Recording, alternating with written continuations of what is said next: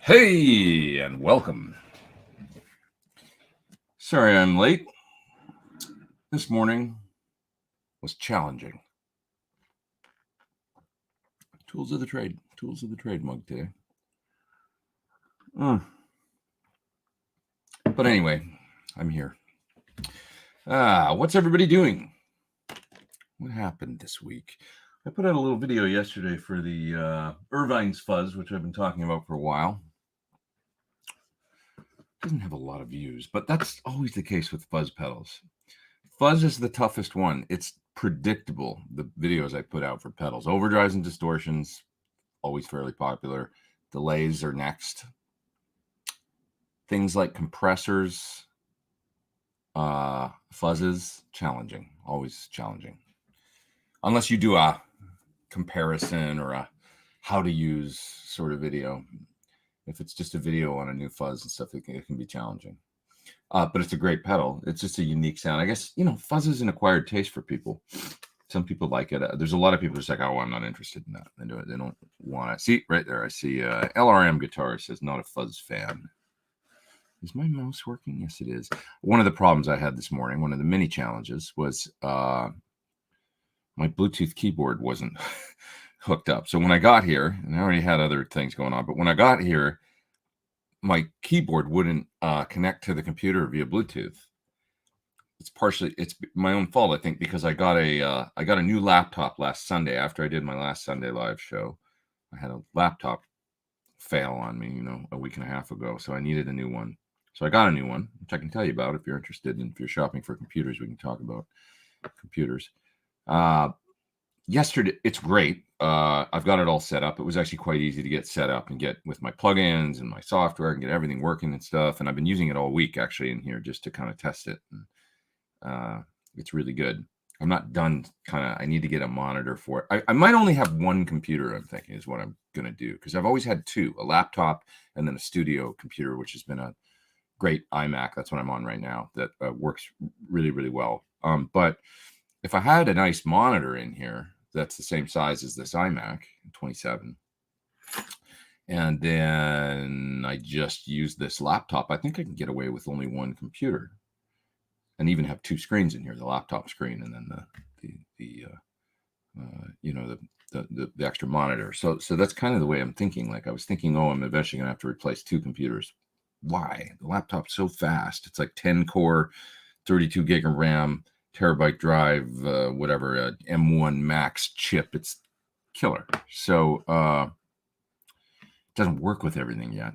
The Mac M1 thing is a little still transitional. And so anyway, I've spent part of this week getting that all sorted out and getting the computer set up and blah, blah, blah, blah, blah. I don't even know what I was talking about. How did I start on this talking about computers? Oh, yeah, the keyboard. So anyways, I was doing something yesterday where I needed to, sometimes I like to film like back there in the back of the room. But in order to do that, I got to have my like a keyboard and a mouse so I can at least start the DAW and start recording and stuff. So I Bluetoothed my keyboard, this one, up to the new computer, and then it wouldn't connect to the iMac today, and then I couldn't get in like my password in to open the computer, and oh god, you know how I did. Of course, I discovered if you just plug it in via cable, then it works. So tell you what, let's see. Alan says with M1 I switched to just a laptop with a dock and monitor, haven't looked back. Okay, that's really, now help me out. Help us out here. Which monitor did you get and which dock did you get? Because those are the two things that I am also in the market for. I was thinking of getting an OWC Otherworld Computing dock, a Thunderbolt dock that's got a ton of ports on it and stuff. Did you look at that one? I wonder. One of the things that's good to know with computers and computer recording and stuff, for those that don't, is that it's good to get a dock to have all your, so the dock is like an extra thing you can get and plug into the laptop that has all your inputs and outputs on it. So like if you need, headphone jack and SD card and extra USB and extra, Thunderbolt inputs and stuff like that. And then you're not constantly plugging things in and out of the laptop, which eventually always seems to damage them and ends up in costly repairs.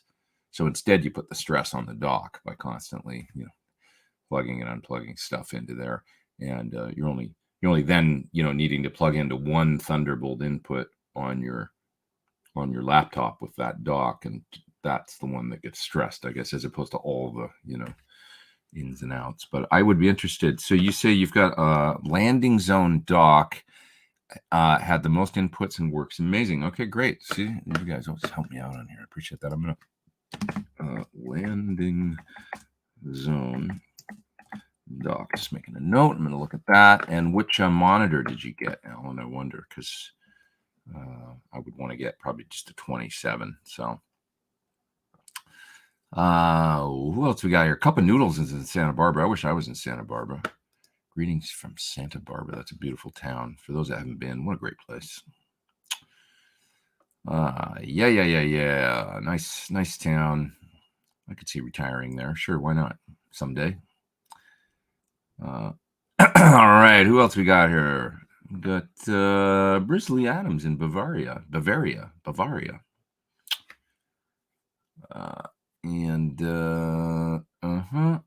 Ryan says, regarding the Irvine Fuzz that I did the video on yesterday, I like a more 60s fuzz sound. Yeah, the Irvine's more a lo-fi modern kind of fuzz, I would say. I was thinking about fuzzes and the differences in them.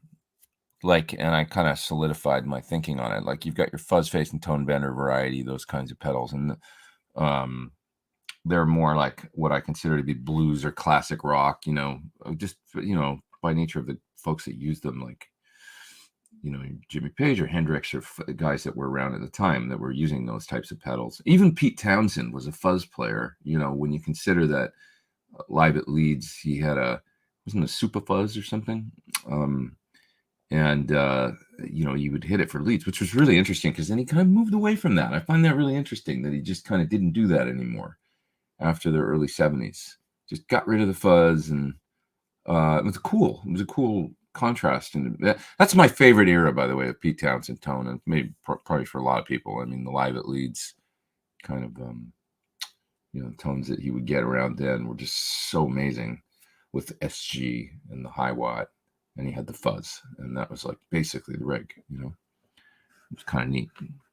I never thought about it. Like, I never listened to him until I really went and analyzed. Oh, there's where he's turning the fuzz on. Oh, okay. For certain parts and stuff. And it was kind of just blended really nicely with the high watt, I guess.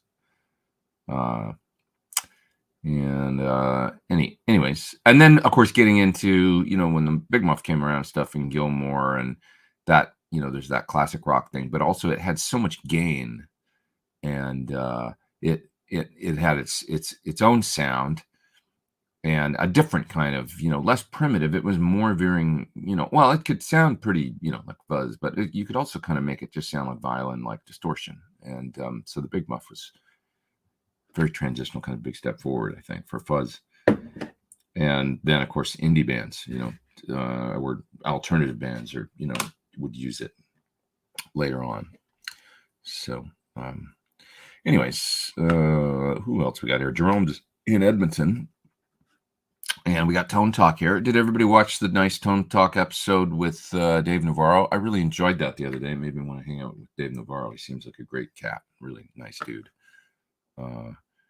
Just a, super cool, insightful guy.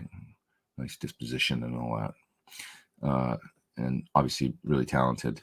I found it interesting how much there was a lot of comments on the album that he did with Chili Peppers during the episode, and how much people liked it.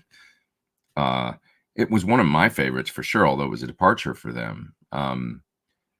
And he was almost saying, well, it was a different sound, so it was different for them, and it was, we made the album really fast. It's like I think it's actually some of their more listenable. Like, Chili Peppers have a sound, and it's a great sound, and as he said, they're the kings of LA, and you got to give it up for them because they're still around, they're still putting out stuff. And Frusciante is amazing. Like, that is kind of the quintessential. Obviously, he's a great guitar player, great writer, John Frusciante, and great singer. He's a big part of the vocal sound, I think, too, to the band. Obviously, right? We got to give it up. But that album that Dave did with them, with My Friends, is probably one of my favorite tunes by them, because it's not so funky, crazy, the sort of funky, crazy, goofy, like party aspect to them.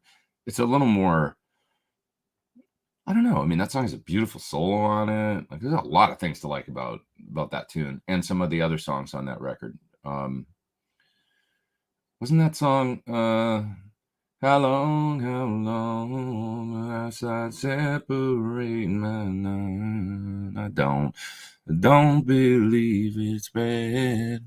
Sitting my throat is all. Wasn't that song from that record? I think so, with Dave, right? I could be wrong. I'm pretty sure that one was on that record too. They made great videos around then too. The videos were great, but anyways, I just really like some of the tunes off that album. Look at all you super chats all coming in hot and fast here. What's happening? Let's answer some questions. Starting to feel the coffee kicked in, which is helpful. When using Quad Cortex on its own without your signature amps, Stomp Mode, Scene Mode, or Preset. All three, actually. These are the three different modes on the Quad where you can actually have it here, and it's relatively easy for me to just show. So I made a preset for my song Dirty Town here. So you can either go from scene mode to stomp mode to preset mode. So of course in preset mode, you're going to go like this and you're going to click and go between your presets and it's going to change everything.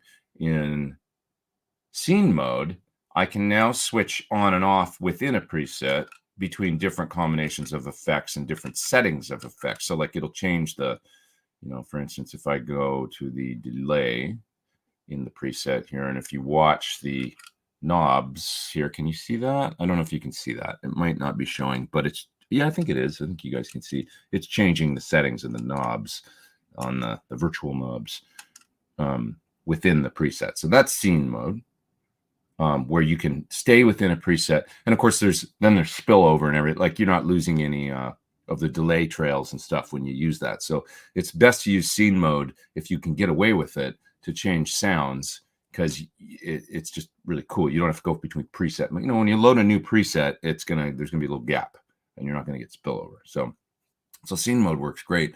And then stomp mode is, of course, now it's gonna turn on and off things with like pedals switching in and out within, so individual things within a preset, right? So those are the three different modes. Don't use stomp mode that much, really, because you can kind of do the same thing with scene mode. Like, I'm really a guy that thinks about like, what are my sections of this song and what do I want to switch in and out? And it's generally multiple things at a time. So I'll tend to use scene mode, because it's like, if I want to switch pedals on and off, I know I'm going to do it. It's kind of, a preconceived thing that I want to do. So scene mode works well for me, and preset mode, I guess. Don't really use stomp mode that much. Melissa Etheridge, for instance, just got a new pedal board. She is really enjoying, like, she'll start a song, I think, with a preset, but she likes to switch pedals on and off on the fly in the song. So she's a little different. She doesn't, like, she might use one pedal one night and another one another night because of the way she's feeling. So she's just that different kind of player. I was talking to her tech about it the other way. It just depends what you like to do, but all are useful. Let's see. Is the 75 Ibanez Destroyer so much better than a regular modern Gibson Explorer, or is it just a rarity? It's just that it's different, and it's kind of probably a happy accident because they made it out of the woods with the construction style that they could in Japan. So mine's a sandwich body. It's not. I don't have it in here. It's not in here right now. But anyway, the body's this thick. Well, it's sandwiched together, right? So it's like, anybody know what I mean? Kind of like the Les Pauls from the 70s, where they just, so it's multiple pieces of wood all kind of sandwiched. I mean, it's not as technically probably as legit construction wise as like an Explorer would be, which is maybe a 2-piece body or 3-piece or something from the 70s, or modern ones, whatever. But the main thing is that Explorers were mahogany, and it's a certain, I think, and it's, if people tell you the wood doesn't make a difference, it's just like, I don't know, there's not a better example maybe than the Destroyer, because it's made out of this Japanese sen wood, which is ash. It kind of looked like Carina with the see-through finish and all that, so I guess they used it, and but it's really truly ash. And it super chats are disappearing there, but I'll get to them, I promise, in a sec here. And the neck, I think, is maple on it. with 3-piece construction. So right there, the maple neck is going to lend to the sound. It's also going to be stronger, than a mahogany. Mahogany necks are just kind of it's just more porous wood. There tended to be more headstock breaks and things like that. If you do a 3-piece neck maple, I think it's maple. I'm not 100% sure about that, but I'm 98% sure because it looks like maple with the ash body. I mean, it's just a different wood is my point, is what's lending to, both, sort of the construction, stability of the neck, because it is very stable. I don't have to adjust it barely ever on that guitar. It's going to have a different sound. I tend to think of it as brighter, more focused, maybe less warm and woolly. I have a Destroyer. I have an Explorer as well. It's 2007. It's a very warm sounding guitar, bordering on just kind of indistinct. I need to get some new pickups for it. It needs something that's different because it sounds quite dark. It could be the pots in the guitar too, because I got that guitar it's a Gibson from 2007, probably has 300K pots, and I'm probably not liking that. I never replaced the electronics in it, so that could brighten up as well. So take this all with a bit of a grain of salt, because there is that aspect I've always thought about, like you need to address that and look at those pots, make sure they're, but it always just sounded kind of dark to me. And it sounds kind of that way acoustically too. It's just a warmer guitar. The Ibanez is just, it's this unsung hero somewhat, except for those that really know, of the early Van Halen records, such a big part of the sound. That guitar with a bright, crunchy pickup, or maybe I should say a full sounding crunchy pickup, the DiMarzio Super Distortion, I think was what was in it. Pretty sure. If not a Mighty Mite variant, either the 9K or the 14K version. Funny, Al Estrada's convinced it's the lower power version that was maybe in that guitar. He thinks it sounds more right. When I put the Super Distortion in it, and you heard it if you watched the Van Halen pickup comparison video, it just there it was. It just sounded like that to me. It was like, oh, there it is, So combination of factors, but I've never tried putting a Super Distortion in my Explorer, and like I said, I've never switched out the pots either. It could help, but it is just a darker sounding guitar, and it doesn't have quite the snap. There's also the thing about the Ibanez, it's just a great neck, and I don't know if mine's different than.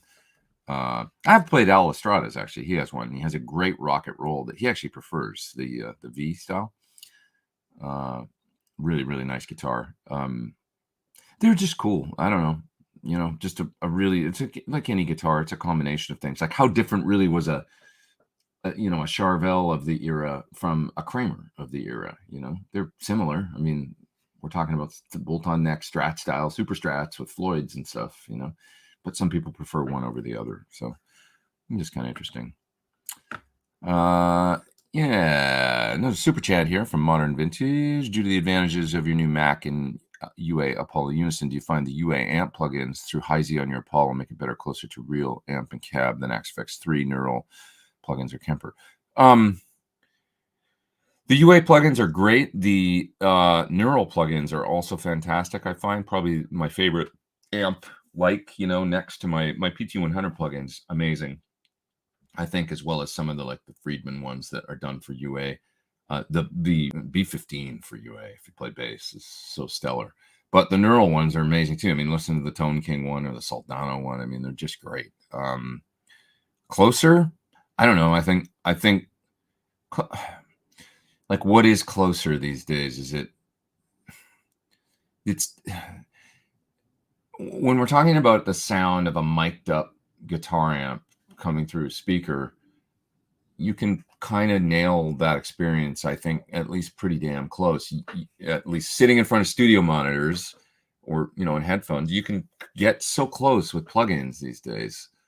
If you watch my Soldano Neural DSP comparison, I think I actually compare it in that demo to the real amp, the Soldano to the, and that's the difference. I mean, it's very, very, very, very, very close to the end finished result. But that thing you can't necessarily do unless you go through an interesting sort of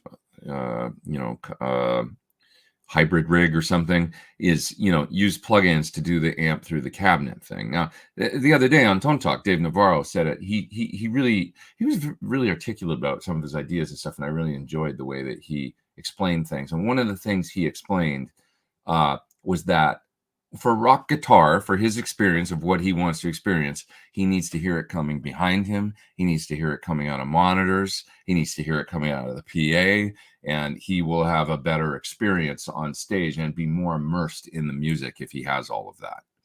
That's the thing that is going to be different, I think, for a lot of you guys, that he just happened to articulate in that. Now, not necessarily even guys, you might not be playing big stages and the PA and the monitors and all that, but the sound of the amp coming from behind you, I think a lot of you can relate to, coming out of the cabinet. The sound of a guitar cabinet as it is reflecting off a stage and reflecting off the walls, and maybe if it's an open back, it's blowing out the back too and kind of spreading everywhere and stuff. That's just a different experience, that you it's much more difficult to get. Guys do it. I mean, they plug their Kempers into cabinets and stuff, and try and get there. But it's you understand what I'm saying, is that the recorded experience coming through, you can get so close these days that it's like, it's going to be hard for anybody to know the difference, whether it was a model or a plug-in, an amp, when you're listening to a recording off of iTunes or something, what was you using? I don't know. It's like, it's very hard to tell. Doesn't even matter as long as you like the song. That's what's important, is that if people are grooving on your music, right? But your experience of getting there and how you did it, maybe you like that better playing through studio monitors or full range cabinets. We're going to get to the point where there's probably players that are like, prefer the sound in the in-ears to hearing an amp. I don't know. If you're a kid growing up and that's the way, I always played through headphones. It's so comfortable for me to play through a guitar cabinet.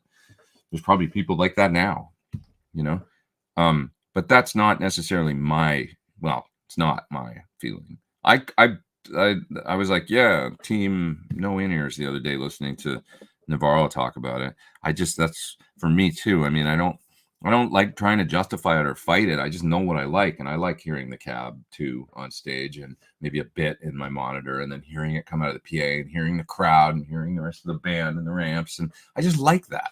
That's my rock experience, and that's the way I like to play guitar. So that's a really long-winded ass answer there to your question, but I hope it's somewhat relevant and interesting. Okay. Couple more super chats here. Here's one.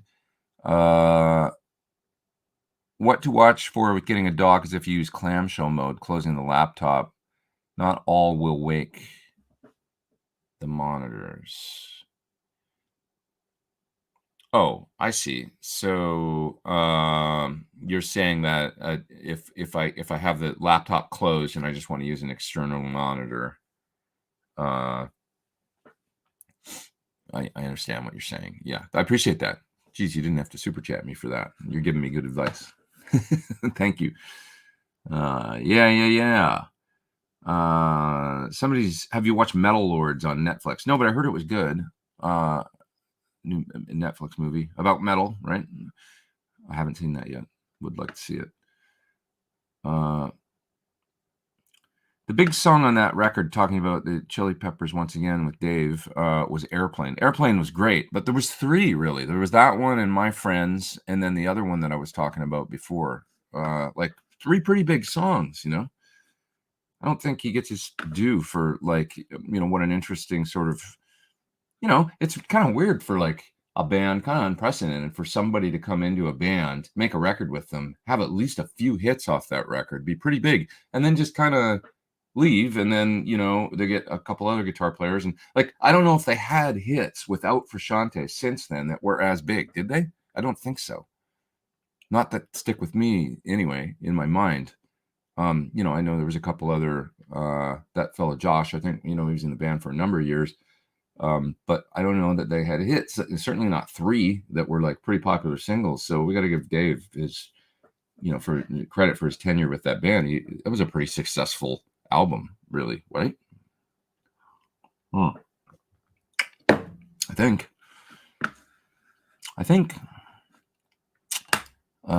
Yeah. For the Pastrami Fund. Thank you. Oh, you just made me hungry. That's all it took. I was just started thinking about Cantors and should I go there later? I kind of want to eat healthy today. I ate Mexican yesterday. It's great place that is kind of in my hood that I love to go to. was awesome. But that was a little part of my distress this morning. Too much information? No, it's not. That's why you guys come here, because I'm real. I'll tell you what's going on with me. I won't say any more, but you can extrapolate what that means, I think. Other Side was the song. That's the song I'm talking about. You gotta take it on the other side. Made me start playing guitar. Wow, that's really interesting. I'm not much into the Peppers anymore, but that song is still great. See, I mean, that's amazing. I mean, a song off that record, the one-off record they did with Dave, is what inspired you to play guitar. And it's not even the album that, people would, it's a departure for the Chili Peppers. So I think it's an amazing kind of achievement to have somebody come into the band, switch your sound up. There's something about it that was more melodic and melancholy. Like that song, Other Side, and My Friends, they were really I like listening to those songs. It's from a melodic kind of melancholy ballad. They're not ballads, but they're like they're not fun party songs. They're more like kind of introspective or something. And I don't know.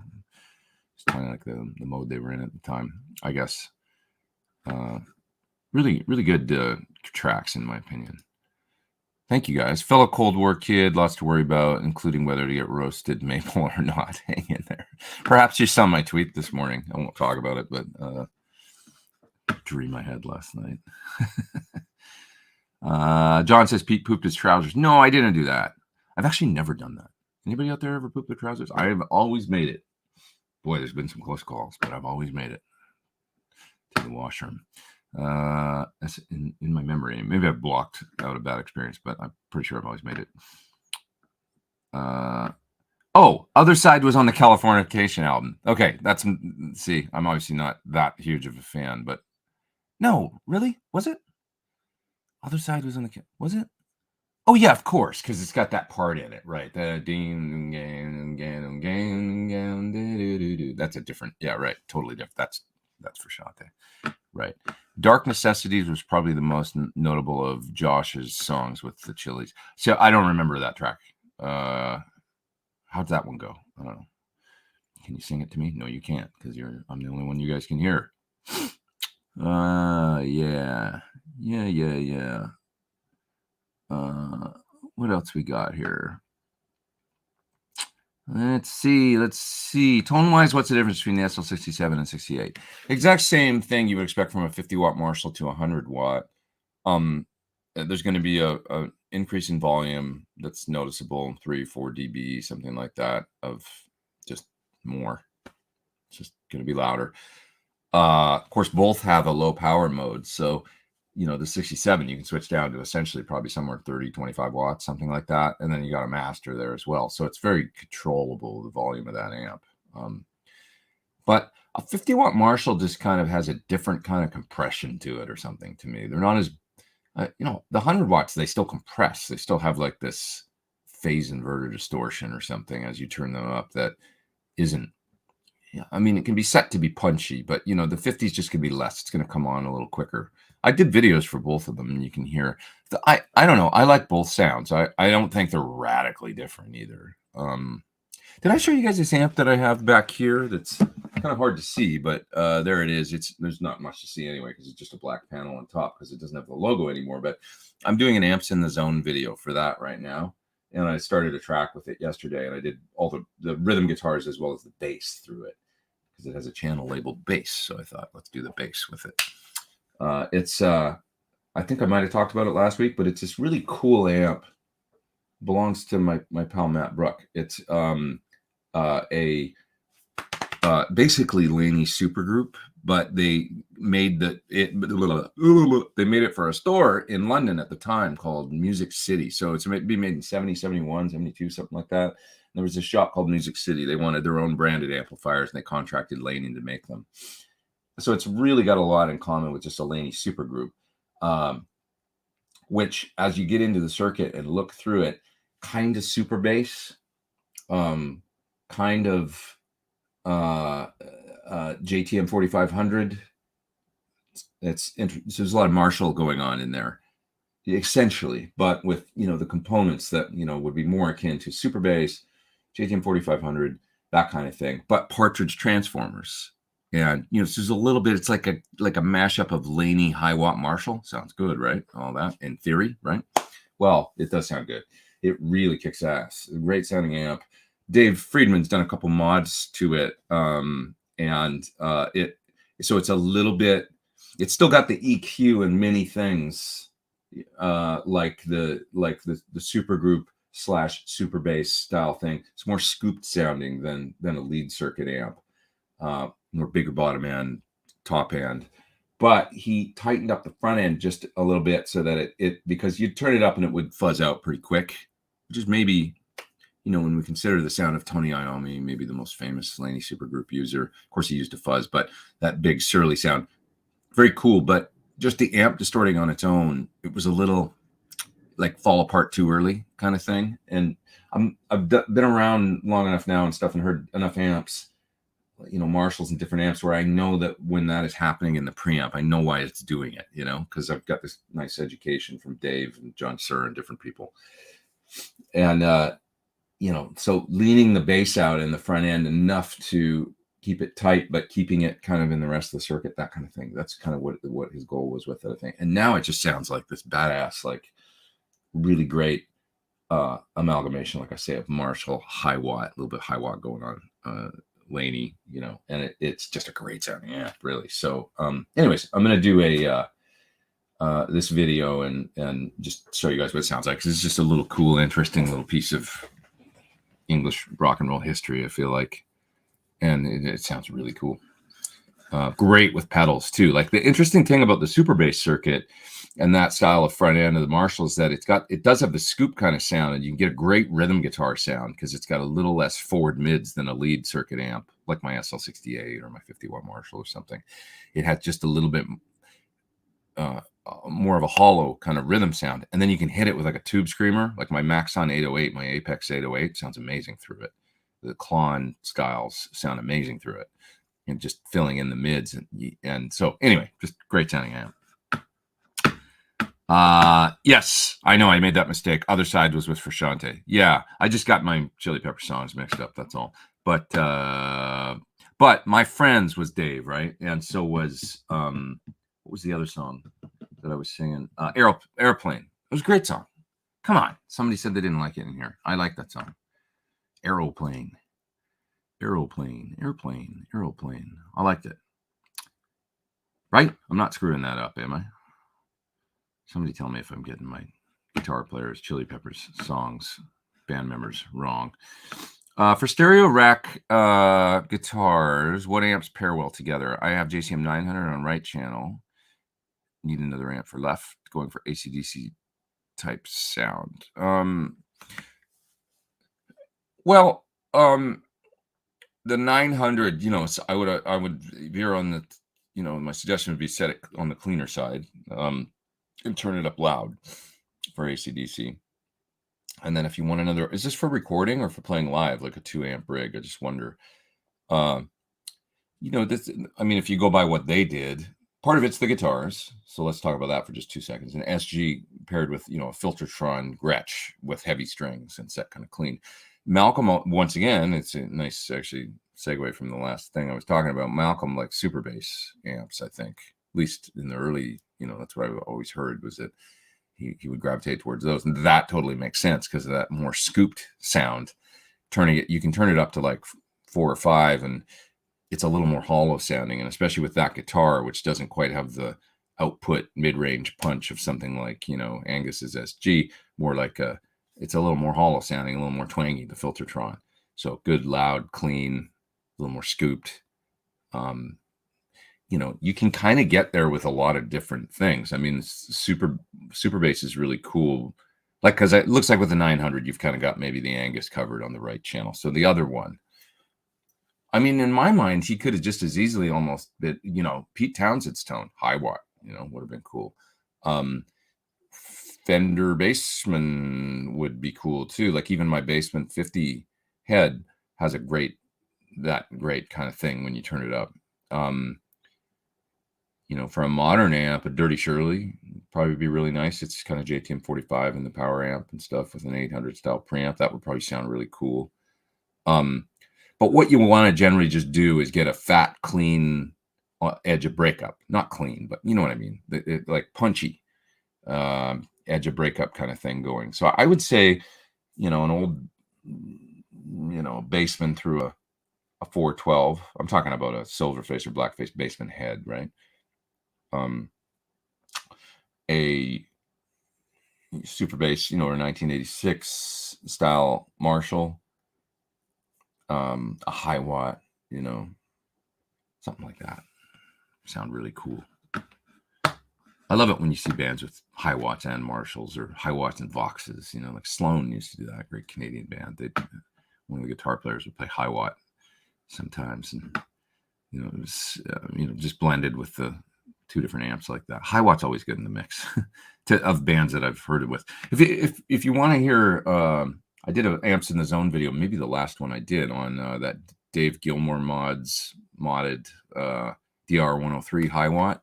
It's on my channel, belongs to John Shanks, and you can hear that sort of sound in that video. I think that it's not super distorted is the main thing, and just punch. Yeah. My Knees Hurt says, "Case you did not know, metal rules." I like it. I like metal. Okay. Michael Keating wants everybody to know that he's 100% pooped his pants many times and he's only 29 years old.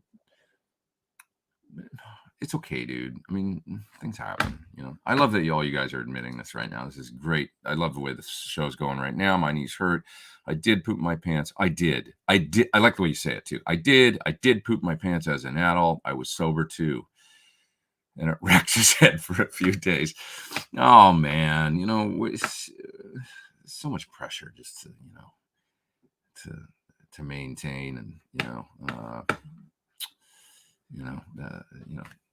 dignified in today's world, and every now and then things just fall apart. Natasha says, "Yikes." You guys are fun. Christopher Kroom says, "My first vintage amp was a 73 Super Lead.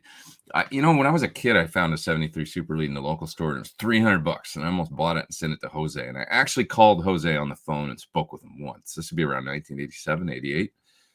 Talked to the guy, the man himself, on the phone. I was so excited. I wanted to send him the 73 Marshall, but I couldn't scrape up the $300 or whatever as a 16-year-old. Oh. What those things used to go for back then. You could get early 70s 4-home Marshalls all day long for $300, $400, $500. Didn't have a master. Didn't have enough gain. Weren't desirable. That's really cool. Sorry, let me address your question. I have an SL67, love it, but it isn't the same in the upper mids. Okay, the reason your SL67 isn't the same in the upper mids is because it doesn't have the big bright cap. So it's one part on the volume pot.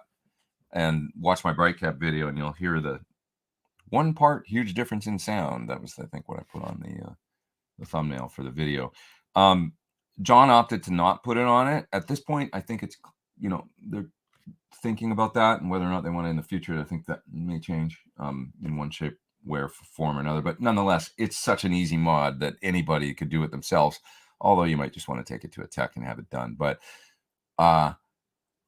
a great thing you can do, simple, without modifying your amp too much and changing things, is a push-pull putt on volume 1 of that amplifier that would have the way it is stock, no bright cap, and then pull it out, and you've got the 4700 PF cap on the volume, and then it'll sound exactly like your 73 Marshall. So, yeah. Oh, yeah, and you're already saying, God, I didn't even read. I got so excited when I read it, and I knew the answer to your question. I didn't read the back half of your question. Sorry. Watch the SL68 video you did about bright caps. The 67 needs that cap to sound more original. What's your favorite cap? So my favorite is the 4700, although I also like 100. So something that through experimentation that we've discovered, recently is I think I like all three settings for different things. I like no bright cap for some sounds, although it's not quintessentially Marshall, but still a great sound and very usable. I like the 100 PF, which is the JTM 45 value for certain things. It just adds a little presence on the top end across the whole range of the volume pot. And then I like the big cap, the 4700, which is what they went to by 68 or 69, that makes the amp very aggressive and rock and roll and that upper mid thing. I've explained it before, so I don't want to spend too much time on it. But the main thing about it is that what it's doing is it's just letting through signal through the pot, that cap. So when you crack that volume open just a little, all of a sudden a bunch of the sound is getting all the way through to the output, to the wiper of the pot or whatever, and or whatever, to the output of the pot. You know what I'm saying?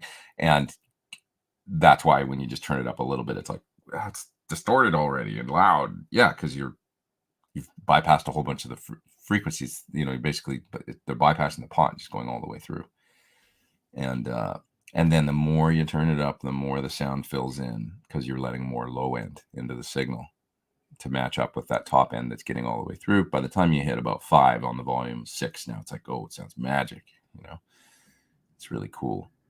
You know, because a Marshall on 10, it can be, I mean, it's Eddie Van Halen, it's great, but some might feel that it's too dirty, or obviously ridiculously loud, too dirty, or maybe not tight enough, and, you know, maybe too full and whatever. So as you turn down that volume, you're basically attenuating bass out of the signal, and it's tightening up and getting a little less dirty because you're not blowing up the sound with so much signal, you know, tightening up the bass frequencies because you're not letting as many through. It's kind of cool when you think about it. Nathan says, and now we're talking about poop. We'll just keep bringing it back to poop today. No, we better not do that. Somebody's asking a question about stainless steel frets. Why so much hate? I don't see that much hate. I just see maybe some people preferring nickel. I mean, they do have a little ping sound to them, but I don't know that it comes through the amp, the pickup. I hear it acoustically. The main time I noticed the difference was when I refretted a Les Paul. Like, I don't know if you guys feel this, but like my signature guitars and Sirs, you know, I've always had the stainless steel frets. Never had a problem with it. So it's cool, you know, it's great. And then like one time I refretted a Les Paul actually that had, you know, standard nickel frets, and it changed the guitar a little bit. And I was like, oh, I liked the feel. It was cool, but it felt different. And it also had this ping to it that I heard different in the guitar now, you know, that was like just a different sound acoustically. And it did bother me a little bit on that guitar. So what I came up with was probably never on my vintage guitars or guitars that I really liked that had nickel. If it has that, just go with what it had if you need to refret it. You know, and if it's a more vintage style instrument, maybe just stick with the nickel, you know. But for modern guitars, stainless steel all the way. You know, it's like for different strokes for different folks, or different strokes for different guitars, you know. That's what I think. Yeah. I like both, basically. The old farts on the gear page don't like solid state frets. Or stainless solid state. Stainless steel. God, I'm being an idiot today with my screwing up which songs Frusciante played on, and my solid state stainless steel, whatever. Okay, what else we got? D Marty says thumbs up. Thanks for all the info. Thanks, man. Thanks for bearing with me today. It's been a rough morning. Okay, what else we got here? There's a couple more super chats. Suggestions as to pedal circuits that stack well. Well, into a Tone King Metropolitan Fender sort of circuit on edge of breakup.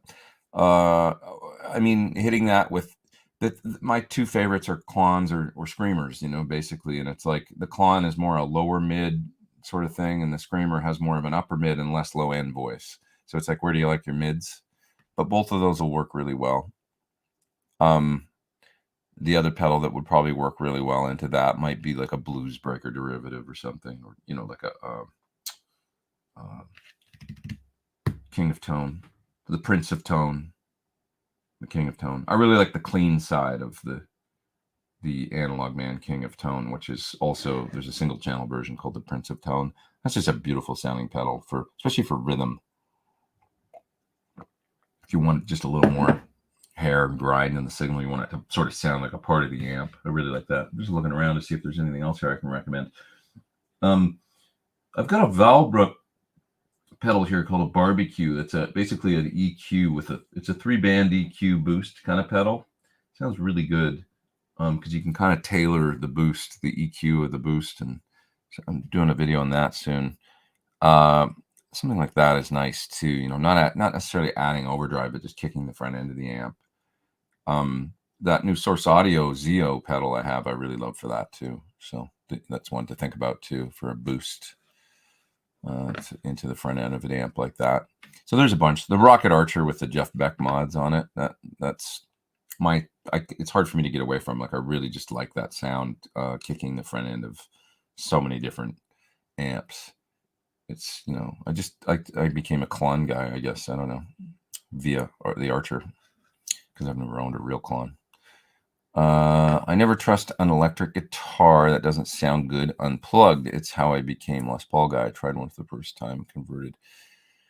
Yeah, I don't really like dead sounding guitars either. You know, I'm not a oh, it's all in the pickups believer. Right? The guitar has to sound good and be resonant for me to like it. And if it's good and resonant, and then you plug it in and it's weird, then you can change the pickup. But at least it's if it sounds dead acoustically and I plug it in and I don't like it, I'm not going to chase it with pickups. I'm just going to give up on the guitar.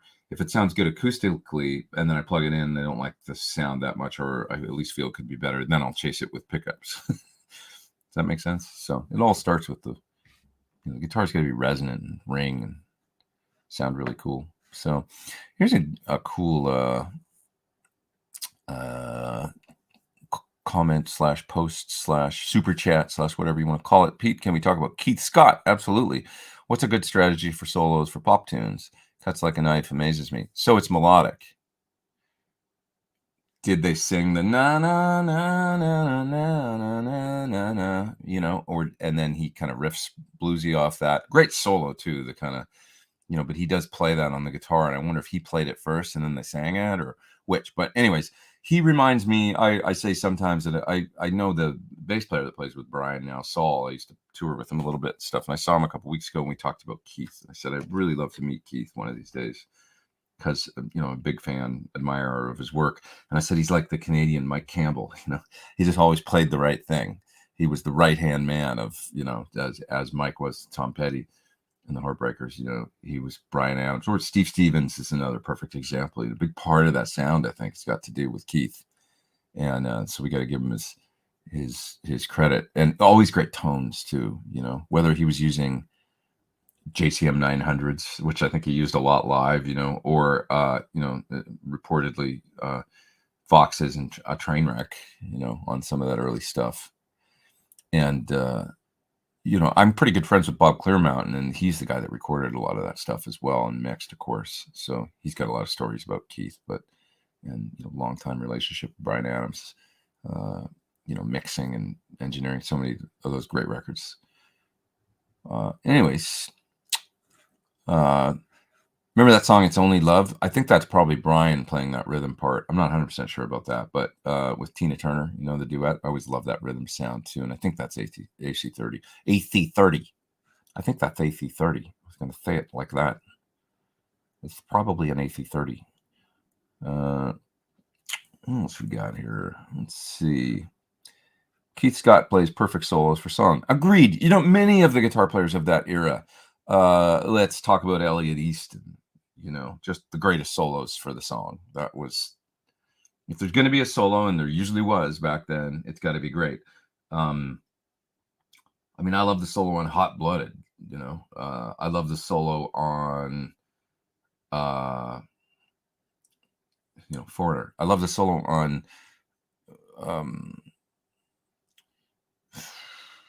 Pat Benatar songs had great solos. You know, he was another one. Neil Giraldo just played the right thing. So cool, you know. If there's gonna be a solo, make it great, you know. So don't just play bullshit. You know, there's no point. What else we got here? Let's see. What are you guys talking about? Boy, did I tune in at the wrong time, says Buzz Crumb Hunger. I think when we're right in the middle of our poop discussion. We can keep coming back to it if you want to talk about it more. It's up to you guys. You know, this is your show just as much as it's mine. So, Lauren says, live long enough and your time will come. We won't get any further into that, I don't think, but I know you're probably right. Let's see. Anyone found a good Princeton plugin in IR? That's interesting. I don't know that I've seen a Princeton plugin specifically. There is a Princeton IR and amp model, I think, in the Neural DSP. I do believe in the not plugin, but the Quad Cortex. Any others? I think there's isn't there one in Helix? I think Princeton and 110. It's not necessarily a sound that, you know, like I love a Princeton. I mean, they're great. I have one sitting right here, but I don't know that it's. I guess maybe more people go for the bigger cabinets or the you know, when it comes to IRs and amp models and stuff, they're more apt to go for a deluxe or something in a 112 than they are a 110 in the Princeton, because it was always kind of the baby. It was like the practice amp version of, you know. I know not a lot of people gigged with them until later on. You see, I mean, like Mike Campbell is a guy that actually Princeton, right? I think with a Tweed Deluxe or something. He used two of those at the same time, and that was his rig, you know, quite a bit recently, I think. Great sound as folks go for lower volumes and stuff. Anyways, another super chat here. Thank you guys for all these super chats today. Thank you for being here. Thank you for tuning in. Thank you for bearing with me. My late start today. Single pedal that does delay reverb MIDI, but can run the delays parallel to the reverb. I mean, I think you can do that with a collider, right? Pretty sure. Can do separate delay reverb pedals in one of the RGAMs, but I want to stay one pedal and a smaller switch. Boss RE202 maybe. The RE202 is the RE202 the Space Echo? Is it that number? I forget. I think it is, right? I don't know that it's parallel. That's a good question. I think the collider is probably one to look into. The only issues I've had with the collider is kind of headroom and an effect loop. So if you got a pedal level loop, it's no problem. If your loop's kind of hot, it can clip into various loops, so you have to be careful. But that's a good example of a pedal that'll do it. Anybody think of anything else? I think there's some Nuniber stuff you could look at that has, you know, echo and reverb settings. I'm not sure how controllable you need both to be, so it just depends. I mean, right down to there's a very, very simple Earthquaker pedal that has delay and reverb in the same. It's blue and white. I can't remember the name of it right now. It's not going to come to me, but that'll work. Obviously a Boss GT. Is it the GT 1000? You know, the modeler Boss. That's tiny. That's the size of a HX Stomp. You can do it in an HX Stomp. That'll work. Maybe the best option, actually. You can do it in an H9. They've got algorithms in there that have delay, and so I would say H9, HX Stomp, Boss GT. I think it's called GT 1000. Am I right about that? You know, it's got the silver knobs on it and the nice display, and it's like basically everything Boss makes in one unit. That's like about the size of the HX Stomp. Anything you want in there, and routing parallel, no problem. It's got a crazy like mixer routing thing that lets you do whatever you want. So for simpler pedals, and then the collider, there's some good options there. Those are the main ones that are coming to mind. Okay. What else have we got? Let's see. Jeff says Friedman and Sir built such great amps. Marshall, such a thing of the past. No great amps in years. Okay. Well, I always like to play devil's advocate a little bit and give credit where credit is due. I've tried the SV20s recently. Dave does some nice little mods to them, by the way. Also, the Origin amp, the Origin 20, he did a BE mod on one that sounded killer, like really good. And the SV amp, you know, the little head, the plexi head, is a really, really good sounding amp. I got to give it some credit. I've tried it in here. a few times, and I've directly compared it to my 50 watt on an amp switcher, back and forth, listening to, similar settings. It's cathode bias, so that's how they get to the lower, it's 2L34s, but it's, it's only 20 watts or something like that. So it's got a little sound to it. I made this point on the gear page the other day on a guy's post. The cathode bias thing has a certain sound to it. So, when I think of Badgers or any amp that's like a cathode bias to me, they always have this slightly sort of more MIDI compressed thing. No, it's not a bad thing. It's just a sound, cathode bias sound. And cathode bias is a certain type of power section in an amp that, and one of the nice things about it is you don't have to bias. You can always just pop tubes in. So when you want to replace the L34s, just direct pop them in, whatever. Get a nice match set. You don't have to take it to the tech. But it does have there's always a sound to it. That's a little less punch to me. So the Plexi little baby, SV20, it has that little bit of the compression thing that I hear, but it basically sounds like a nice little Plexi. I mean, it really sounds good, really, really good sounding amp. And especially, I don't know how different they are, before and after. Dave does a little thing to them to kind of tweak them and, make them sound a little more like old amps, I think. But, I don't know, man. I think it's a nice amp. I think and to be honest, to many of these folks like Sir and Friedman, I've said, why don't you guys make a 20 watt Plexi? You guys got to put out a 4-hole,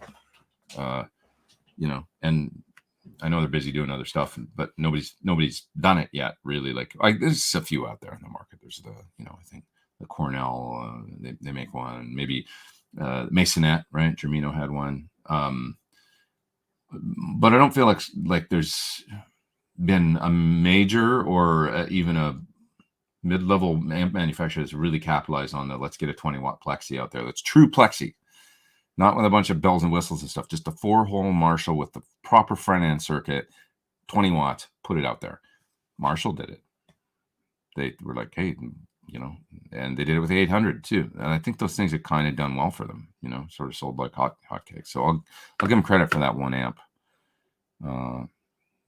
That was a good thing to do. Smart.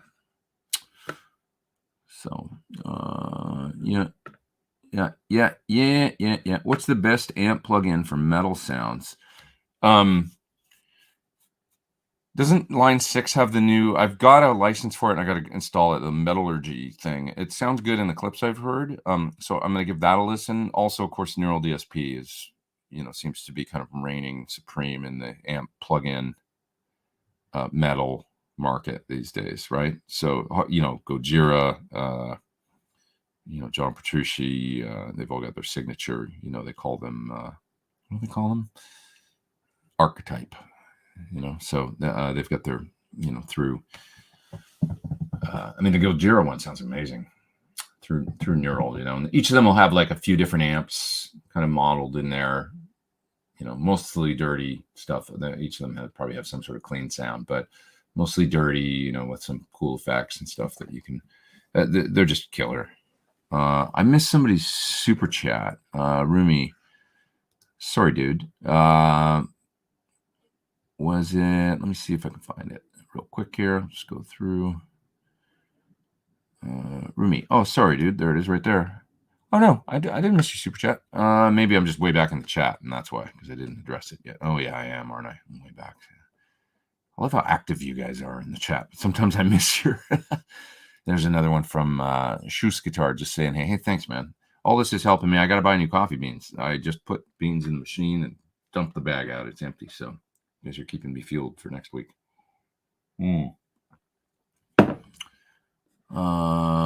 Okay.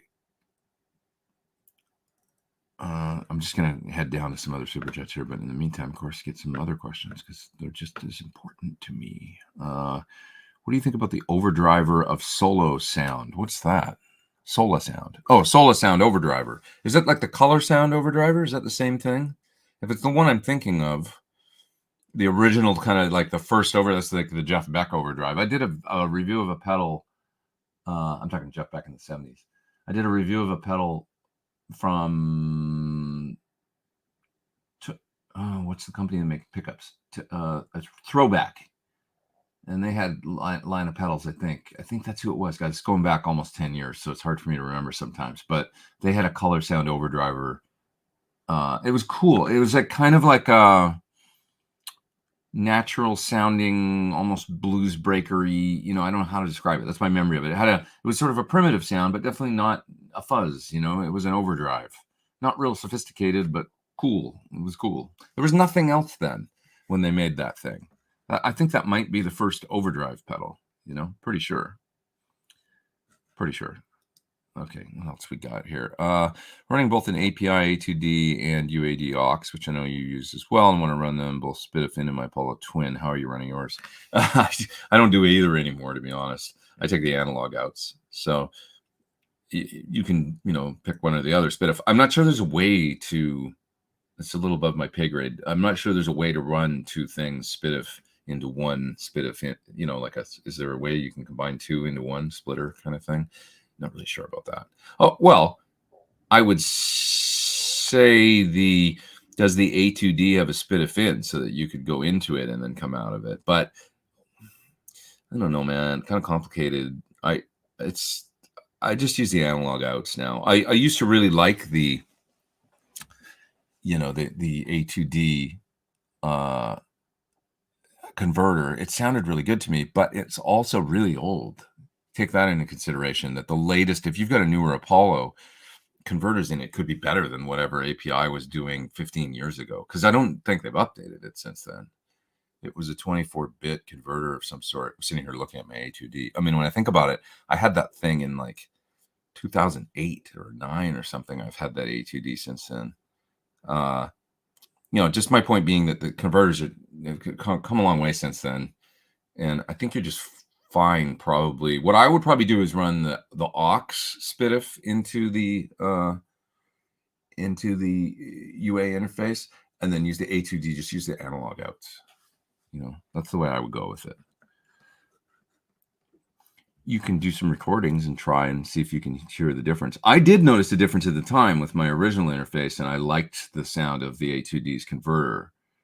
I had an older interface back then, and then I recorded some acoustic guitar, I remember, and listened to it through the, just the analog, analog outs on the A2D, right, into my interface. So therefore, using the interfaces converters, and then I plugged in the SPDIF out of the A2D into the interface and played the same thing. And I was like, oh, it sounds like more forward and better. It just sounded like I just like the sound of the converters.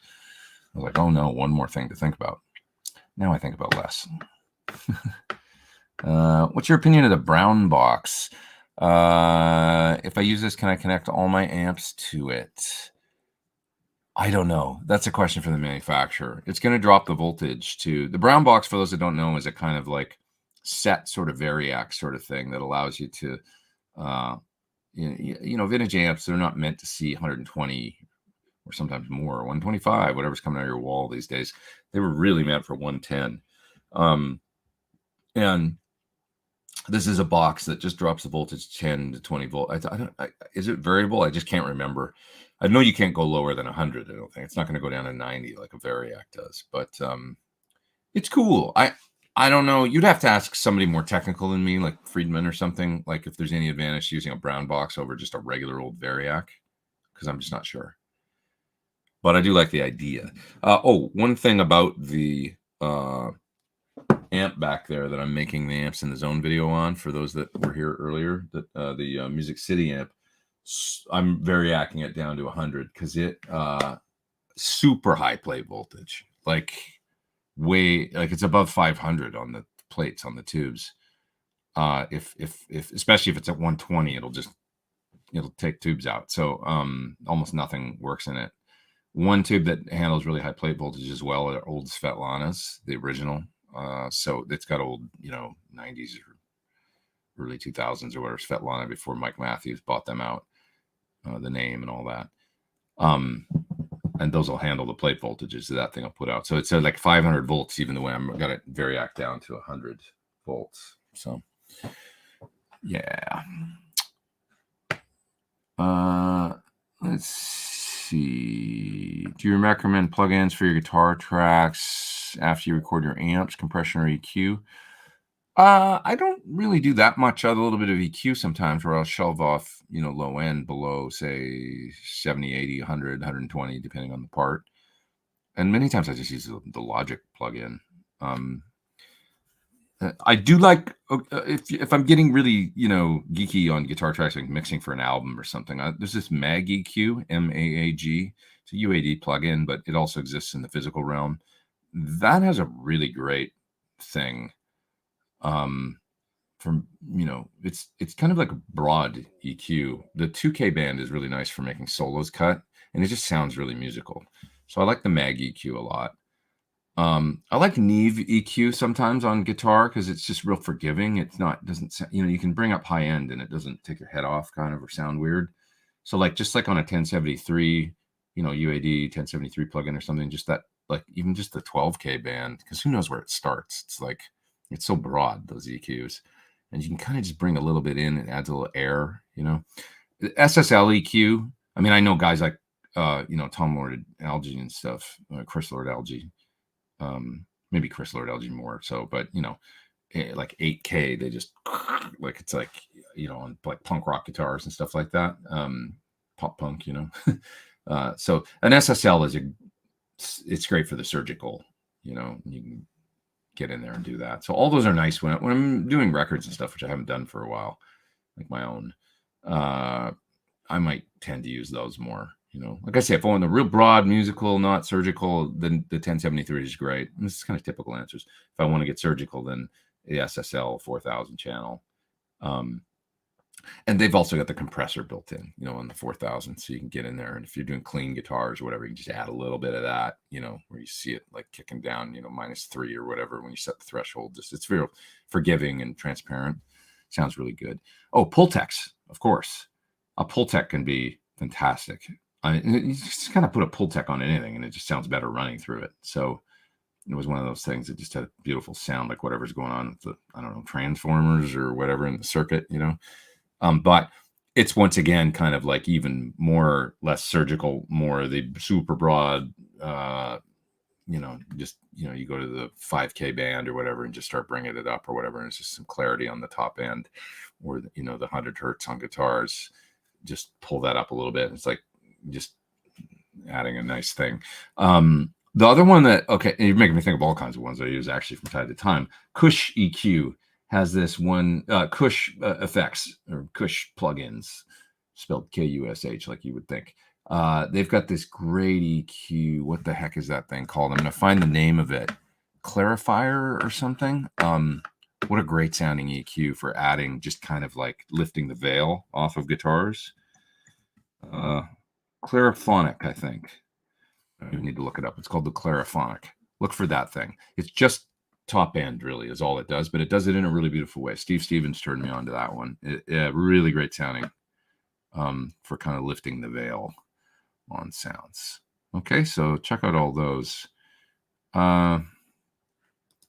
Brian's wondering about wet, dry, wet. Should I try to rearrange my rig from mono to wet, dry, wet? Is it worth the trouble?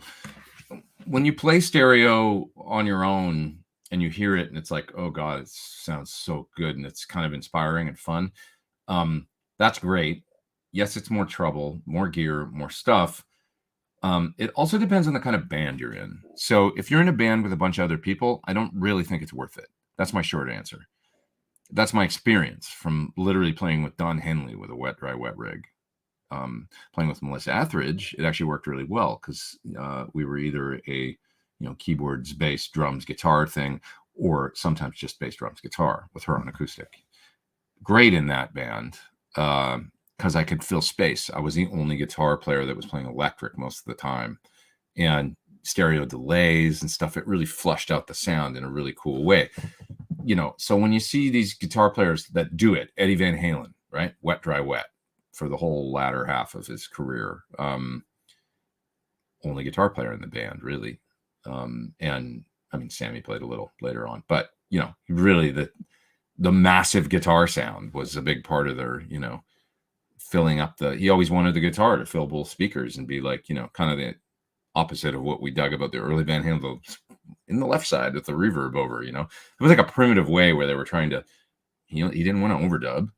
He wanted to do only play once, but he wanted to fill up the sound. So what do we do? We'll wash a reverb into the other speaker. Well, he never liked that, I don't think. So later on, of course, went spread the guitar real wide with the Eventide and the wet, dry, wet. Worked perfect for that kind of thing where there's not another guitar player. But what do you do if you got another guitar player?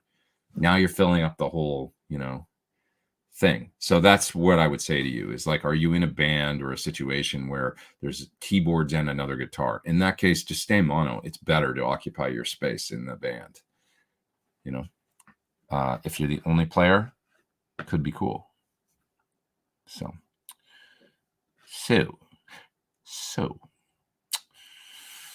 okay. So I'm just reading through some of your questions. What % of the time do you figure you play an electric guitar plugged into an amp versus unplugged? I generally play plugged in. I do most of my playing sitting right here in this room these days. So I got all this stuff here, so I might as well use it.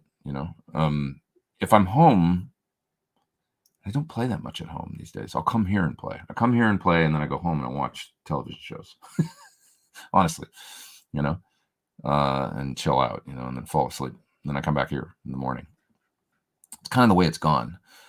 When I was getting ready to do that show with Mitch Malloy, the Van Halen themed show, I was practicing at home a lot, plugged into my Helix, and I would sit there in the morning, sometimes play for 2-3 hours. That was actually really cool, and I kind of maybe want to get back to that. So I might play at home again. But long story short, I tend to not play unplugged that much. I kind of like to have the amp and the sustain and a little echo and all that,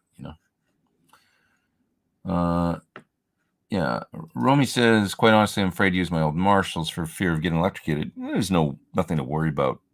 If you've got a proper, if it's grounded properly and you got a proper modern 3-prong and all that, and just have somebody go through the amp and make sure it's cool, that it's, filter caps and all that.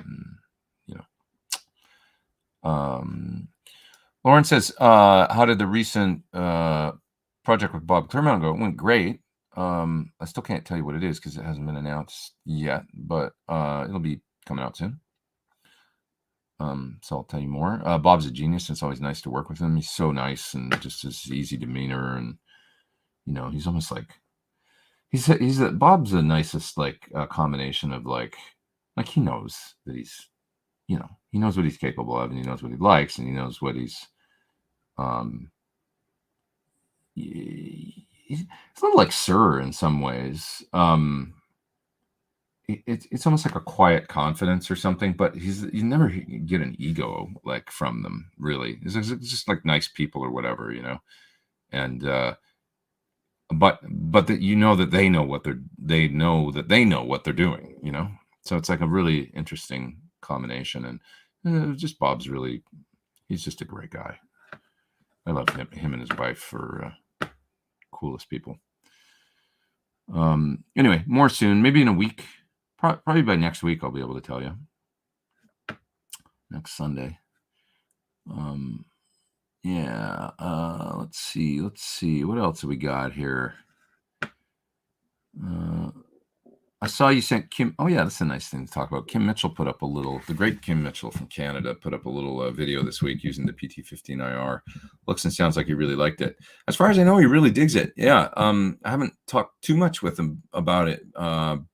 And I got to reconnect with him and figure out how he's been using it and stuff. But yeah, he's got one. And that's just like the coolest thing for me, because he's, such a big influence, and his records really meant a lot to me growing up and still do, And for those that haven't heard Kim's latest record, he was on my show a while ago, but check out his latest record. I believe it's the title of the, oh no, what's it called? I'm going to screw this up. The title of the single was Best I Never Had, but the name of the album is where is it? When you pull up, you put in somebody's name, you just get Ticketmaster and Live Nation and bullshit before you get their actual website. Doesn't that drive you crazy? Hey, come on, man. What's his record called? The Big Fantasize. That's it. Really great record if you guys haven't heard it. If you like just terrific songwriting, guitar playing, give it a listen. You know, and he's still great tones and just great tones, great playing, great singing. Man, he's the whole package. What a great career he's had, you know, just the arc, totally unique arc of, you know, prog and totally original music in the 70s, and then kind of, you know, pop rock in the 80s, and great guitar playing and all that, and the whole time, you know, and then, you know, through the 90s and stuff, and then, you know, his whole career as a radio DJ as well in Toronto, while still maintaining, you know, a presence out there playing live and stuff, and now, you know, just put out a record. It's like, I think he's close to, if he's not 70, he's close, you know, it's amazing. So trying to find a fuzz that cleans up and is quiet. Most of the fuzzes that clean up are going to be, you know, the ones that don't work well with buffers to me. So any fuzz face variant, really. You know, I mean, Dunlop makes a lot of great ones. Even the 107 or whatever, the blue one, even the mini one, great. I mean, really cool. The little Jimi Hendrix one, great. I used that on tour a while ago, and it cleans up beautifully. We did the whole, you know, clean up chimey thing. TX Fuzz. I don't even know if he's still making pedals, but the TX Fuzz from a fellow in Australia that made the Clinch Effects. That's it. He made the Echoplex preamp, one of the first ones that was a true kind of Echoplex preamp in a pedal. That was really, really nice sounding, and cleaned up like so good, like just had the magic Hendrix chime thing going on. So the TX Fuzz from Clinch, if it's still out there, if you can find one, that was really nice. Yeah. Okay. What else we got here? Oh, here's a recommendation for somebody earlier had a question about a Princeton IR amp sim. York Audio has a nice IR of Oxford 110. There's a good recommendation if you want a good Princeton IR. You know, you could probably use like a deluxe reverb amp model, but just put a 110 on it. It's like, who's going to know it's not a Princeton? You know, it's so close. Like when we're just talking about, you know, recording and IRs and stuff like that, I don't think anybody would know. So, what do you think of the Leo Scala Gibsons? Cool. Leo just came out with I just missed a super chat there. I'm going to get it in a sec here. You have one of his Les Pauls. Can you talk about your, yeah, I mean, it's called a, what does he call it? Underdog. That's what he calls his Les Paul style. So I saw Leo. I met originally because an ex-girlfriend of mine, her son went to the same school as Leo's child, and we would see each other when we'd bring the kids to school, you know. And he's like, "Hey, I know who you are. You play guitar." And like, I build guitars. I'm like, "Oh, cool," you know. And he's like, "Yeah, I want to show you some of my stuff someday." So I said, "Sure." He came by my studio when it used to be in Santa Monica. And he brought this guitar, and it was the Richard Fortus Underdog that he was about to send to Richard. This was way before I ever met Richard or anything. And it was beautiful, you know. It had this vented top on it. You guys have seen it here. I've shown it, I think, a couple weeks ago or last week. And you know, all these unique things, and I loved it. And he's like, "I want to make you a guitar," and I was like, "Okay, you know, that's cool." And he gave me a great price on it, and he made this guitar, and I took it away and used it in Japan all summer on tour in 2014 with Tyoshi Negabuchi. Became my main guitar really on that tour because it was just so good and so solid, and the big frets and the neck shape and the raw wood of the neck. It just felt like awesome. So anyway, really nice. Now he's with Gibson now, and he's kind of like whatever they don't have senior master builder. They call it master artisan luthier or something, whatever Gibson calls it. But he's working in that capacity with Gibson and doing runs of specific guitars. So that they just came out with a run of Vs, 58 Vs. And the idea was, what if the V had been a success and then Gibson went on to make more versions of it as opposed to just discontinuing it? Would they have done a one pickup version? And so that's what these guitars are. They're kind of like aged one pickup 58 style Vs. Some of them have Bigsby, some of them black pick guards, some of them white pick guards. They're all kind of, you know, Carino finishes, very aged, and with a pickup that's, I think, kind of I think it looks sort of like a doggy or P90, but it's a humbucker. It's a humbucker, but it's got a kind of an interesting ring that kind of looks almost like doggy or P90. Just unique, you know, cool. Some of them have fixed tail pieces, and some of them have the Bigsby. So if I got one, I would probably want the. I find Bigsby's a little useless on Gibsons. I'll let, maybe on a Gretsch or something cool, but I don't know. You hit that thing and they kind of go out of tune. So I would probably go for the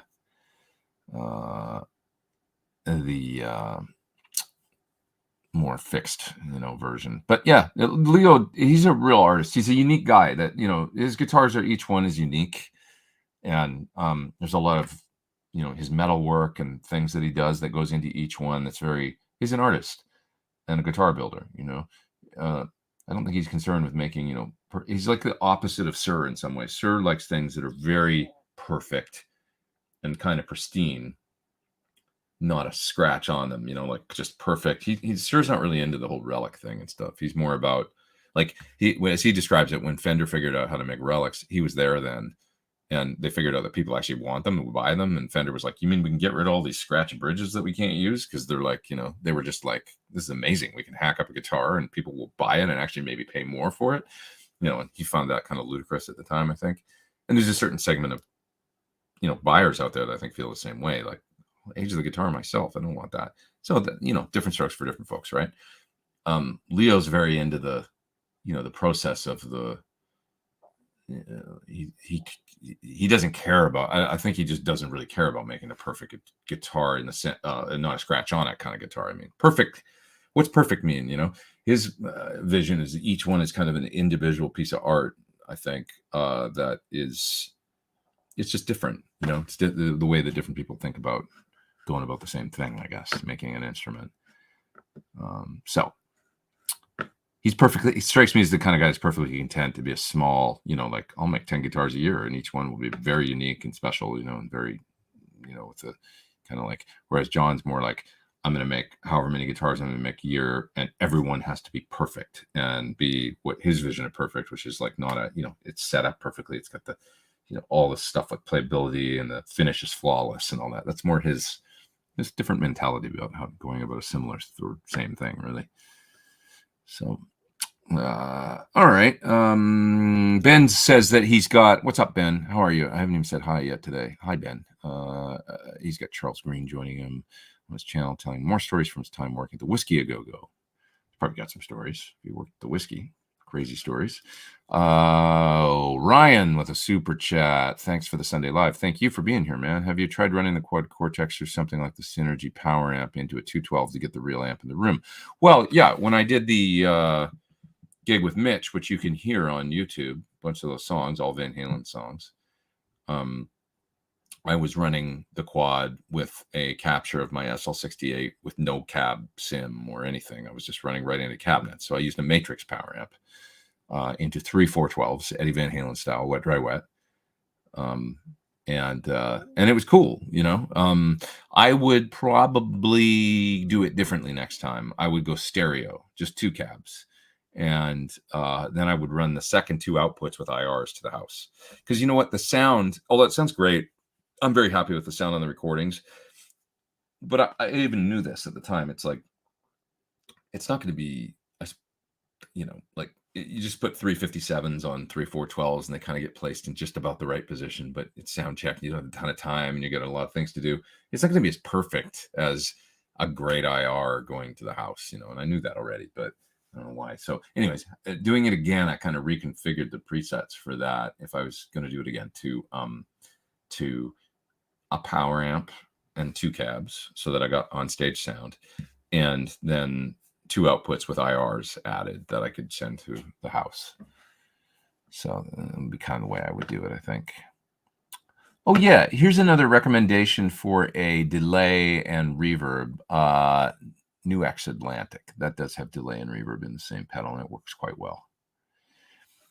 Wow, I am so far back in the chat right now. I got to go down further. I'm sorry, guys. I don't know why am I getting too long-winded with the answers today? Tell me, give me some feedback here. Dispatch Master. This was ages ago, a half an hour ago, when we were talking about reverb and delay in one pedal, an Earthquaker pedal that's simple. The Dispatch Master. That's correct. Yeah. Yeah. So I'm going to move down to the way down. Oh my God, I'm so far back. Sorry. There's a bunch of super chats here. Got to do and stuff.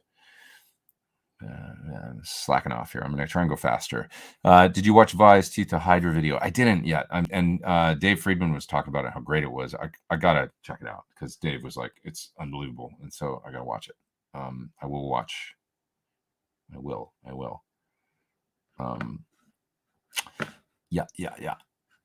What else we got here? Robert, your thoughts of buying a modeling amp with built-in IRs and downloading, or pedal like a new X pedal you demoed? Okay, your thoughts of buying a modeling amp with built-in IRs and downloading, or a pedal like a new X pedal you demoed, which can be used with your existing rig. Oh, well, both are cool. I mean, obviously my amp has built-in IRs and a line out, right? So I like that idea because I did it in the PT15 IR. The idea was an all-in-one, make it easy, right? So you don't have to carry so much stuff. And I really like that these days, the idea of just using a PT15, small, it's got the line you send right to the PA. It's just simple. It's less stuff to bring. But it's just as cool to also have, two notes. Torpedo Cab M is probably the way I would go because I could use my own IRs from, because I've got my 2 notes package. For those that don't know, little plug, my 2 notes IRs are available, of course, through them now. All my great studio cabinets and stuff. And I think it's maybe one of the only ones that they offer with a true vintage speakers and all that. There's the Friedman pack now as well, and he's got his, but mine's got those great late 70s blackback G12Ms. So check them out because they sound great. Anyways, yeah, I would probably use the 2 notes Cab M if I, with a if it's a nice IR loader pedal or whatever. You can load IRs or you can use theirs, Dyne IRs with it. And then I could, PT100 or whatever and run that out. It's both valid. It's just one extra step. That's all. So that was the thinking with the. Obviously, if you're already got amps you love and you don't want to mess around with buying new ones or whatever, you just like to get capture the, get the added advantage of being able to use IRs and stuff like that. The PA for the consistency and the great sound and stuff. Yeah, there's lots of ways you can do it with boxes. The reactive load, tons of them that you can use. Do I like a Goto 510 better than a Floyd? The Goto 510 is a standard, in its standard form is a good bridge. It's cool. It's what we originally had on my signature guitar, but I always had trouble keeping them in tune, to be honest. So better than a Floyd depends, it's like better. I mean, like, yeah, you got to clip the ball ends on a Floyd, it's a pain in the ass and all that, but I mean, a Floyd will stay in tune and it'll work. I'll tell you what, with the Floyd, like I just realized with the Van Halen thing, if I was doing that, once again, going back to the gig I did with Mitch and stuff, where you're going song to song to song, and it's about a performance and playing, you got to be aggressive with the bar, playing Van Halen. You just have to. I don't want to screw around with going out of tune on that gig. So in that context, a Floyd. Just if you're going to play Van Halen or anything where you're just getting aggressive and it's metal or it's hard rock or whatever, and you're going to dive bomb and do crazy stuff, there's a Floyd is the preferable thing. I see guys like Mateus Sasato using a 510 all the time. He uses the bar. It works. I can't keep it in tune, but he can seem to, I don't know, seemingly, or maybe it's just the way he played. Maybe the guitar is out of tune like Jeff Beck, but he's so good that he makes it work. I don't know. But for me, it's never a comfortable feeling, I will say, using a bridge like that. The vintage bridge on my old Strat, original bridge, I don't know why it stays in tune really good. It just does. I've got it set up kind of forward and with a little bit of slippery stuff in the nut, no string tree. I string it the way I do, just, stretch it out. That bridge stays in tune great, like really good. Not like a Floyd, but good. So this brings me around to the Wilkinson that I use on my signature model. It's 90 or 95% of the way to a Floyd as far as the stability goes. It's just awesome. The locking saddles, and I'm pretty sure if you just put a lock nut on the guitar, it would be just as solid. You wouldn't have the fine tuners then, so it's going to be like an original Floyd. But I digress. That's I'm generally not getting as aggressive as I would on a Van Halen gig. Like all Van Halen songs. I'm not getting that aggressive with a tremolo for just about any other music. So I'm all good with the Wilkinson bridge that I use on my signature guitar. It's just great. If I'm going to get aggressive, I'll go Floyd. So that's where I'm at. this fellow Johnny A says that he has a hard time relicking a new Les Paul Flame Top. I agree. I mean, if somebody else does it, I don't mind. But there's something about it's rare that I see relics that really actually look real. The Rock and Roll Relics guy is so good at it. He does a great job on the relicking. A lot of the Murphy ones I see, like I've never met the man, or the Murphy Lab guitars and stuff. Some of them look really cool, but I don't know, like they don't look exactly like old ones to me, to be honest. They just don't. Leo's guitars, yeah, they just look cool. Like when he does the work. Sometimes it's a little much for me, which if I was getting a guitar from him, I would say, go on the light side of the Relic, because they can look a little like 50 years old and like really beat when he doesn't. But anyways, yeah, it's just relicing's just it's a fine line, I find, and it's also a very customer dependent on what people like and what they want. So I really don't like it when you see like they took a belt sander to the top edge of the guitar, where your arm would go, because they just don't look like that. They never do. But if I look at my old, where is it? There it is. If we look at this example of a 64, this kind of stuff, this is my old Strat. So this kind of stuff is, is more what happens, which is more like chip kind of. Now this, so not a lot of folks know, or maybe, those familiar with vintage know, but Fender, these weren't all nitro. Fender used to spray a coat of stuff on their guitars at least after the, maybe late 50s onward. So the early 50s, no, but late 50s onward, maybe by, I don't know what year they started. Maybe somebody out there knows, but they put this stuff called Fuller Plast on the guitar underneath the finish. And that's what you're seeing here, this rubbing through to the Fuller Plast. And the Fuller Plast, well, you can see it's come off here and stuff, but it generally speaking, you're not going to rub through that with your arm, or at least not anytime soon, as you can tell with this. Because I've seen pictures of this guitar before I got it recently, and it's like, wow, I put a lot of wear on the guitar. When you see, I mean, not like a lot of wear like Philip Sace does, but the before and after pictures of his vintage guitars are amazing, man. He just beats the shit out of them.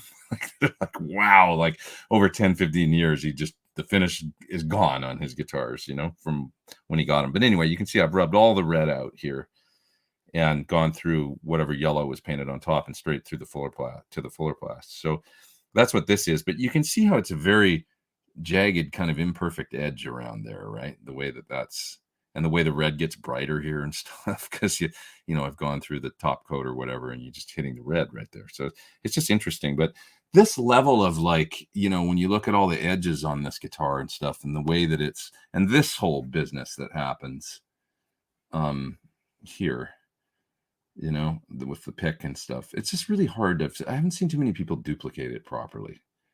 The way these guitars actually age, all the, the chips and stuff like that. And this is the one thing the Rock and Roll Relics guy really gets good that I've seen is that around that. But you can also see that this guitar is fairly beat, and it's still like fairly like around a lot of it. It's not like the Relic guitars will be way more beat, is my point.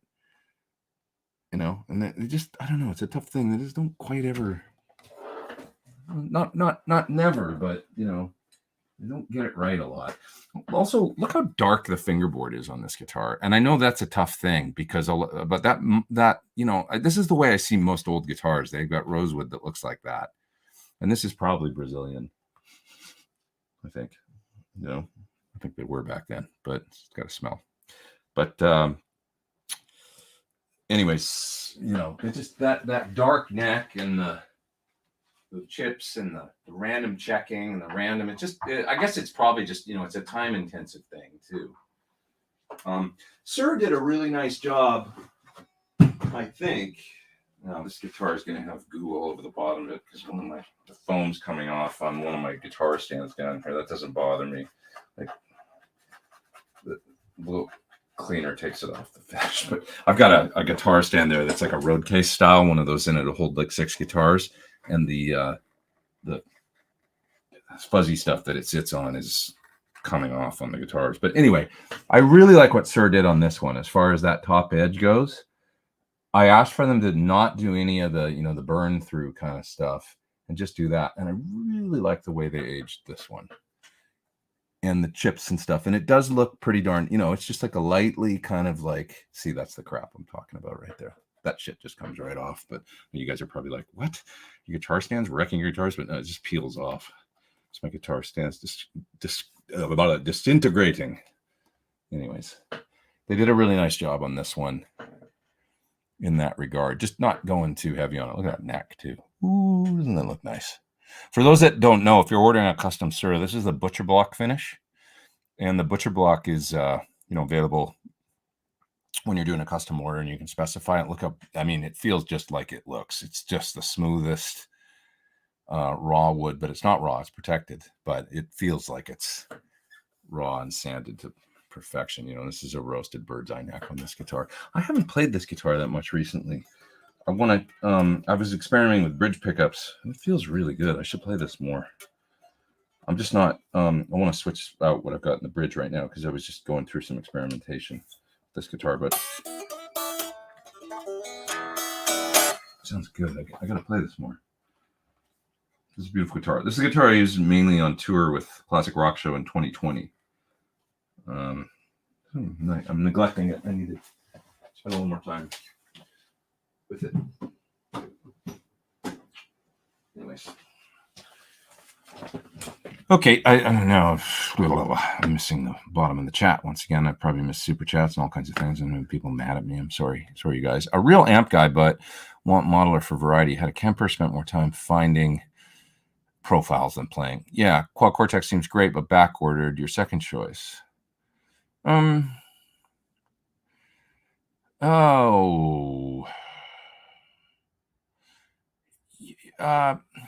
God, man, it's hard for me to pick these things, because I feel like all these things have their advantages, right? I've talked about this a lot in the past. The Axe effects, the Helix, they've all got their devotees, So, I really like them all for different reasons. The Quad Cortex has been what I've gravitated towards recently as far as because I just really like the simplicity and stuff. And it's the one I've been using. Is it more important for you to wait and get, what you were originally going for, or to, get something soon? I'm just not sure. Do you want something like right away, or, if I was to say, I would probably wait for the one because I'm really enjoying it, would you do that? So that's the question, I guess, that I would have for you. Let's see. Jeff says, with regards to nitro, it's a good comment. It isn't always the be all. Sir does a hair thin finish and they sound way nicer than vintage. Yeah, and to be honest, my Sirs that have the finish is just beautiful on the Sirs, and it does. John would be the first to say if it sounds different, and he's like, no, it's or worse in some way, and I think he feels the same way, that it's like he can do a durable, super thin urethane finish that's, probably more resonant maybe than, like, I've actually, some of my early Sirs, one that I got way long time ago, has a nitro finish, and it's quite thick, I find, actually. Like, whoever was doing it back then, I think it was when they were having them done by this one dude, and it's thicker. It's too thick, actually, I think, the finish on that guitar, to be honest. Now, they don't do them like that. Like, that finish is way different, and that guitar is nitro, that red candy apple I just showed you. So, I agree with you. I think that, the modern urethane, in many cases, going to sound just as good, if not better, and sounds and finish, it's like really is like, wood. I'm a total believer in wood and stuff, but the finish, okay, maybe if it's like super thick, I don't know. But have we ever had a real, scientific test on the difference of sound of different finishes? that one I would tend to. The finish is the least of my worries when it comes to the sound. I would just say, I would say I'm much more concerned in the woods and the pickups and the electronics than I am, the type of finish on the guitars. Doesn't really matter. That's more about what I want it to look like. Do I want it to look old and age and stuff, or do I want it to stay new?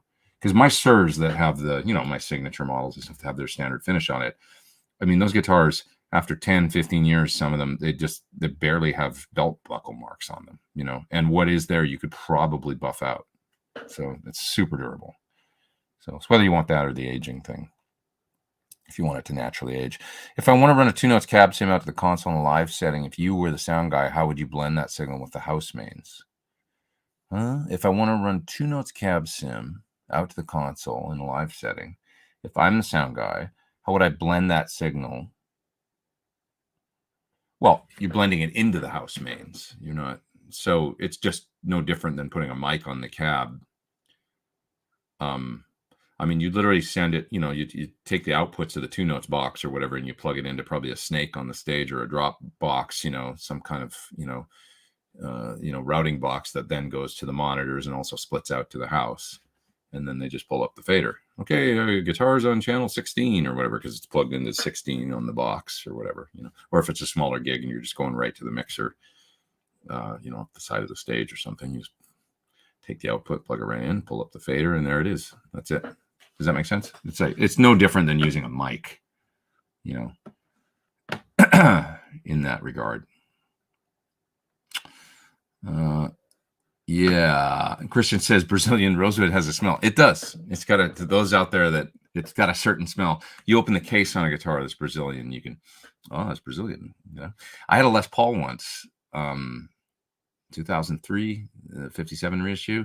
And the tech did that. He opened the case. He's like, "Oh, you got one of the Brazilian ones." And it wasn't, they'd been doing Brazilian fingerboards on certain guitars. And it was like I think it was like 2002s or something. Mine was an 03 or whatever. And it was like they were supposed to have stopped by then. But he's like, "No, this is Brazilian," And I smelled it. I was like, and I'd smelled that smell before. It's a very distinct smell.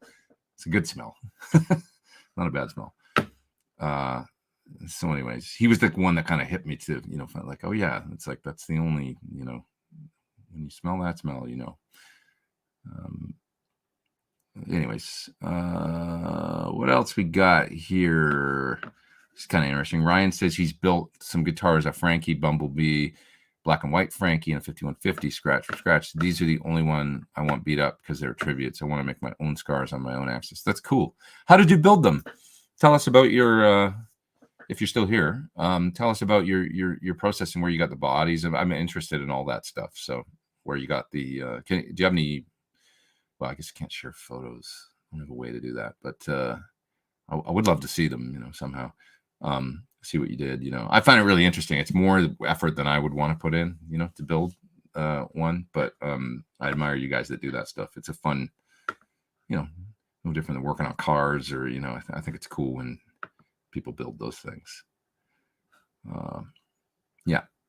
What else we got here? Let's see. Real guitar players sniff their fingerboards, says Sean. Absolutely. We got 399 people online. Let's get over the 400 mark here. What the heck? Come on now. Man, that neck though. Yeah, it's a good looking neck on that guitar, isn't it? It's you can order one like that. If you want to get a Sir, I mean, you just order the if you ask real nice, they might even do the same shape as that, but I don't know if it's for everybody. It's on my guitar because John digitized it off my old Jackson, so it's a sort of an early Charvel.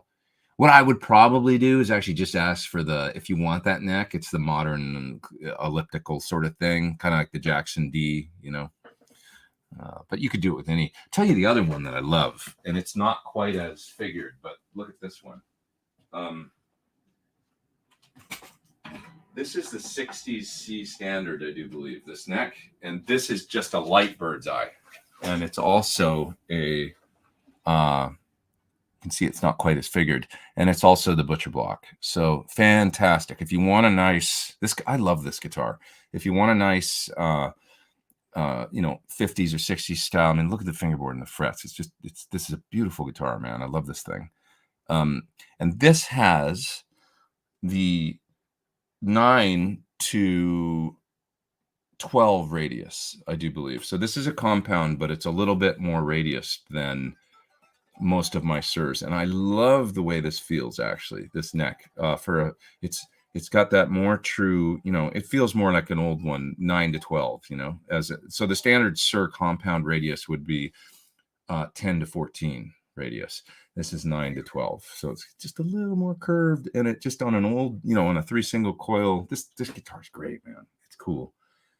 Just really like placid. And this is not nitro. This is a one of their standard urethane finishes, but that's a butcher block finish as well on this. And I wanted one 3 single. Well, I have another one. I have my green one too, but I guess 2, 3 single coil, real typical vintage Strat style instruments. So that's the purpose that one serves around here. Lovely, lovely guitar. That guitar has a 510 on it, and actually that one does actually stay in tune pretty good. I don't use, I just do light vibrato with the tremolo.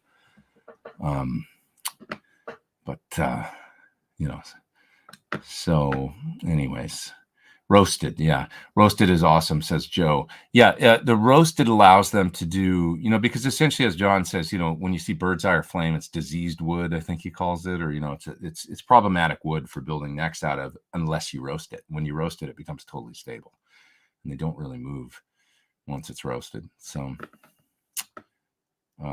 yeah. Did I miss any super chats with you guys? I'm sorry. I just feel like I'm falling back in the chat so much today and stuff. So if I did, I'm sorry, you guys. So let me know and I'll come back to them. Yeah. Okay. What else we got here? I'm just looking through your comments and stuff. Did you cut the highs on IRs? Running ML Lab IRs and Helix. A lot of pro patches have the highs cut. I don't, because I don't really do that on mics. I see a lot of guys do that. I'll cut lows sometimes because I do that on mics, but I don't cut the highs. It's a quick, easy, dirty way to warm up the top end if you want to. But I'll just turn down the presence or the treble on the amp or something. Then I feel like neutering the speaker sound a little bit by just lopping off frequencies a little weird and top end. It's just not something you see people do. I don't ever see recording engineers low pass guitars generally where you're steeply cutting off all the high end, so which is kind of what you're doing when you do that on an IR. So thoughts on EMG pickups. What wood do you think works best with them? Well, I have one EMG guitar here that I really like, actually, and I've thought a lot about it because I think EMGs maybe get a bad rep, or they don't sound exactly like passive pickups. But I thought a lot about this after I got the EMG guitar. I thought it was going to sound more different to me than it did, and it didn't. It actually sounds really good. So it's another Sir I have on this guitar show and tell time, I guess. But this one I had made by them because I wanted to try EMGs. Mainly it was out of a desire to get more quiet. I've talked about this a lot, so I'm sorry if I'm repeating myself to you guys, but but this guitar, I got out of a desire to have a real quiet guitar in this room, which has a lot of RF in the air in here. So single coils can be a problem. Even humbuckers can be a problem in here. So I wanted to see if active pickups would eliminate that and make it, easier for me to have a quiet guitar for recording. When the primary concern wasn't even like, I want the best sound for this part. It was like, I need a quiet sound for this part. I'm using a lot of compression.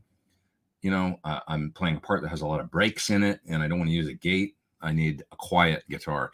So this one, it did help. It's not silent, not even as silent as some other instruments I have in this room, but it is quiet, and there's one position I can sit in where it's quite quiet. So this has EMGs, standard SA, and 85, I think, in the bridge. Look how that guitar looks badass right now, doesn't it?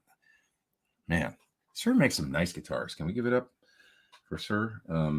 Really cool. This has roasted. I don't know if this is butcher. I think this might be just satin on this one. It's not quite as smooth as the other ones. The finish, it's or maybe it is, but it's just different. I don't know what it is. Maybe it's the bird's eye. It feels a little rougher, the back of the neck on this guitar, than those other ones, but still really great. It's just a little more raw. It's this feels like a little more unfinished and less slick. So what did I feel about the sound of the pickups? Well, when I use this guitar in videos, a lot of people comment on it. They're like, man, that sounds good. You know, whatever. Those pickups, they sound really good. And it does sound good. They sound louder, I think, a little more output, a little more, I don't know, like in your face compared to passive singles. But they sound really vibey. I mean, really good. Like, you know, I thought it was going to sound more different. Like, I thought it was going to sound kind of bland, the pickup. It doesn't. It's got a character to it, you know. That's a single coil character, and it sounds really good to me. And these are just the standard old SA85 like you could get in the 80s. That's what's on this. It works great. Now, why do I think that EMG's got a reputation for sounding sterile? I think a big part of it was back in the day, folks were many times, I mean, we didn't have active pickups before, I guess maybe early 70s, you know, the Les Paul recording was that the first guitar with active pickups, you know, had a low impedance pickups and low impedance output and all that. And then by the, you know, late 70s, early 80s, EMGs came in and folks started using them. Well, there wasn't people talking about buffers back then and like, you know, buffered pedal boards things. Guys, you know, running out of their guitars straight into a couple pedals maybe, and then into a Marshall, or maybe right into the amp with a 20 or 30 foot cable or something, or 20 or 30 feet at least of cable run going into the front of an amplifier, right? So the cables and all that were, you know, there's a capacitance effect amount, you know, that was affecting the sound of the guitars, Les Paul, Strats, Tellys, whatever people were using, right? Well, with the EMGs, you know, there's a preamp in the guitar. The pickup is it's a really low wind kind of affair, and then it's brought up by a preamp, right? The level and a battery in there, right? That's what's you know, so you're buffered right out of the guitar. So my point is that I think part of the reason that a lot of, you know, folks gave them a bad rap or said that they sound different or whatever was because there's actually a preamp and a buffer in the guitar that eliminates all that cable run and all that, kind of takes it out of the equation anyway. And you're getting that, you know, clean, hot, full frequency all the way, all the top end with no capacitance rolling it off, kind of top end in your sound. And I think that freaked out a lot of people, or it was just different back in the day, you know, where folks weren't used to it. Now, for somebody like Gilmore, he went to EMGs for a while. It totally made sense because, like, he was running this big ass pedal board or racks, you know, with pedals. He was buffered all the way through. It was a Cornish rig, and it's like, you know, he was probably a lot of guys are using wirelesses and stuff live too. Well, if you use a wireless, you're buffered right out of the guitar, basically. So it's eliminating that, you know, and so all these pro guitars they made, like, you know, they just accommodated, you know, because they were used to using wirelesses live. They had to play wireless to run around and all that. So I think that was why EMG's got a rap for sounding the way they did. Me plugging it in all these years later, I've got, you know, buffered stuff going on. My pedal board buffer. We talk about it all the time. Well, buffer. Why do you use one? Why is it good? You know. So a lot more players are more hip to that stuff and more accustomed and you know, to using buffers and buffered rigs and stuff, and there's not as much capacitance going on as there was back when Hendrix was plugging a Strat into a super ass long coily cable into a wah, loading down his guitar even more into the fuzz face, into the, you know, that's what guys were doing back then. So to go to EMGs would have sounded really weird to like Hendrix, you know, it wouldn't have even worked with the fuzz face. You can't use these with a germanium fuzz face circuit, you know, it'll sound not good. So that's where I think most of the, you know, most of the lore or whatever came from back in the day. And now if you were to try, I mean, like, I don't know, it sounds just kind of like pickups, you know, not that not that different. So anyways, what do I think about a Collings 470 JI or JL? I'm not sure about that particular guitar, but every Collings guitar I've ever tried has been quite exceptional, I must say. For never having owned one, Linda Perry has an acoustic that I used to record with a lot at her place that was beautiful. Sir has a Collings. You know, they're very nice guitars. They're very well made guitars for everyone I've tried. Very nice. Which isn't to say I've tried a ton. I've maybe tried 5 in my life, but they were all great. Yeah. Okay. What else we got here? If you didn't have gas 2 hours ago, you probably have now. There's a super chat there. I'm going to jump on just a sec here. Newer EMGs are better sounding. I mean, these are just the standard old ones. So to be honest, I got a set of newer ones. It was kind of the Lukather set when I was having this guitar made, but there was an issue with them. And so rather than wait to send them back, and there was some sort of issue with the I can't remember exactly what was going on, but it was like there was just an issue with some of the electronics. And John had the at SIR, they had the SAs in the 85, and I was like, oh, he was like, do you want me to just put in one I know? And I said, yeah, let's just do that. And then I think I sent the other ones back because there was just a small problem with them. So I don't even remember what the problem was exactly, but it was just something to do with electronics or something. When we wired it up, there was noise or something weird. Just, an issue with that particular set. Yeah. What else have we got here? Gilmore sounds like Gilmore with EMGs. Yeah. I mean, I don't. It's like I think he was one of the original users of the Schaefer wireless. So by 77 or 8, he was buffered right out of the guitar anyway. I mean, his whole sound. I mean, there's so many pedals and things going on. With effects and stuff that I don't think we did. Is it really that different? I'm going to grab the super chats in just a sec here. Have you been jamming on EVHs since the gig, or do you wear yourself out on them? I actually haven't been that much, to be honest. Yeah, I kind of went in the other direction. I'm going to give it a rest for a minute, like playing the, Van Halen style or whatever, just for a second. I'm excited to come back to it, but I've got a song list up there that it's still taped up on the wall, and I just probably could stand to go through it again and spend a few hours just going, do I remember these songs? Because I know I tend to forget things these days. But yeah, I did want to take a little break from it, to be honest. Javier says, hey, Pete, happy Sunday. Thanks for the super chat, Javier. Appreciate it. Ever use a SIR mini mix? Yeah, I'm familiar with it. Saw your Wetterbox video. I'm looking to create an analog dry path. It's a great way to go. There's only a few things out there that do it. The Wetterbox, the SIR mini mix, or the Musicom Lab has a great parallel mixer as well that's got 3 sends and 3 sets of stereo returns. And then an individual control for the dry mix as well. It's like a little mixer. It's called the Parallelizer, I think. And it's like a little mixer that you can put right on a pedal board. Very unique product. Similar to the Wetterbox. The Wetter will do 2 devices, I think.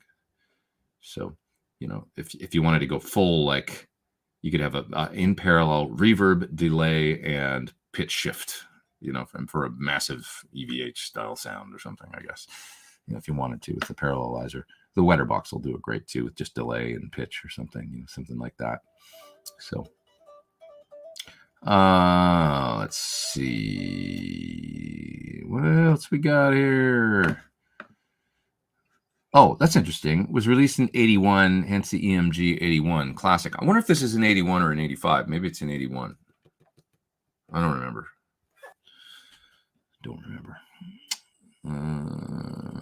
Yeah.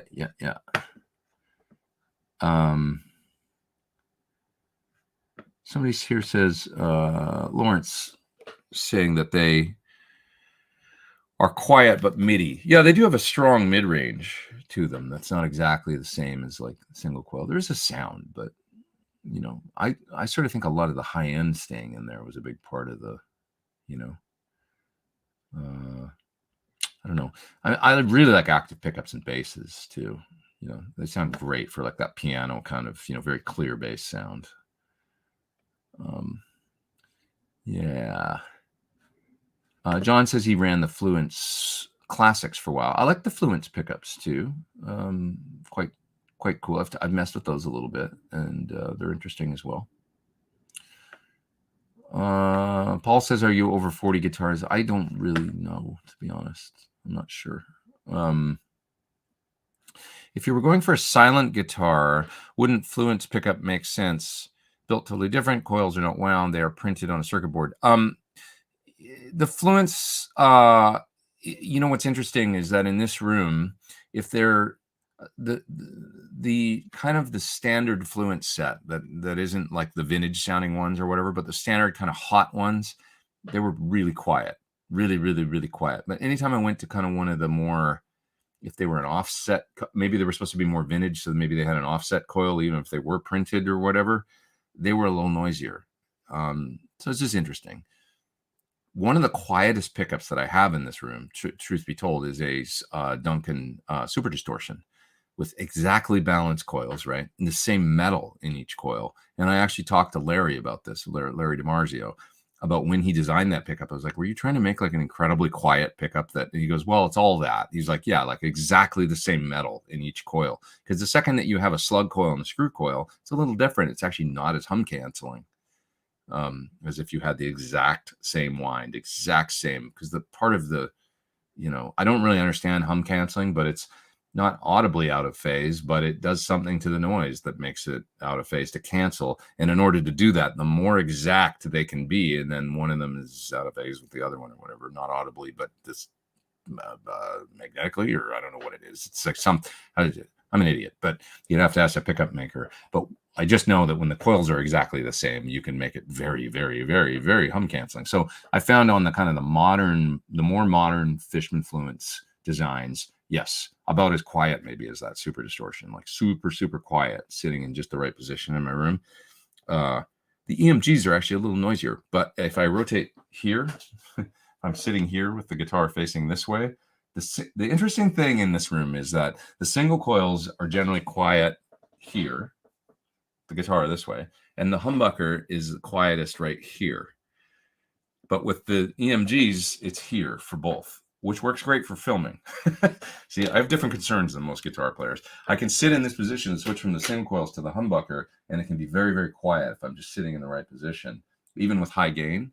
Well, if I'm sitting here and I've got a quiet humbucker sound, and then I switch to single coils, and some of my guitars just like out of control noisy. So then I can't really do this. Is some of the concerns of being in this building. It's where I'm at, I can't get it, exactly as quiet as I would like it to be. Some super chats here I got to get to. So what is likely to be your next guitar purchase? Also, your coffee mug is huge. I know it's because it's a 2-hour show, and I'm like, what I do these days is I do a double lungo, and then I fill the rest up with water and a little bit of creamer.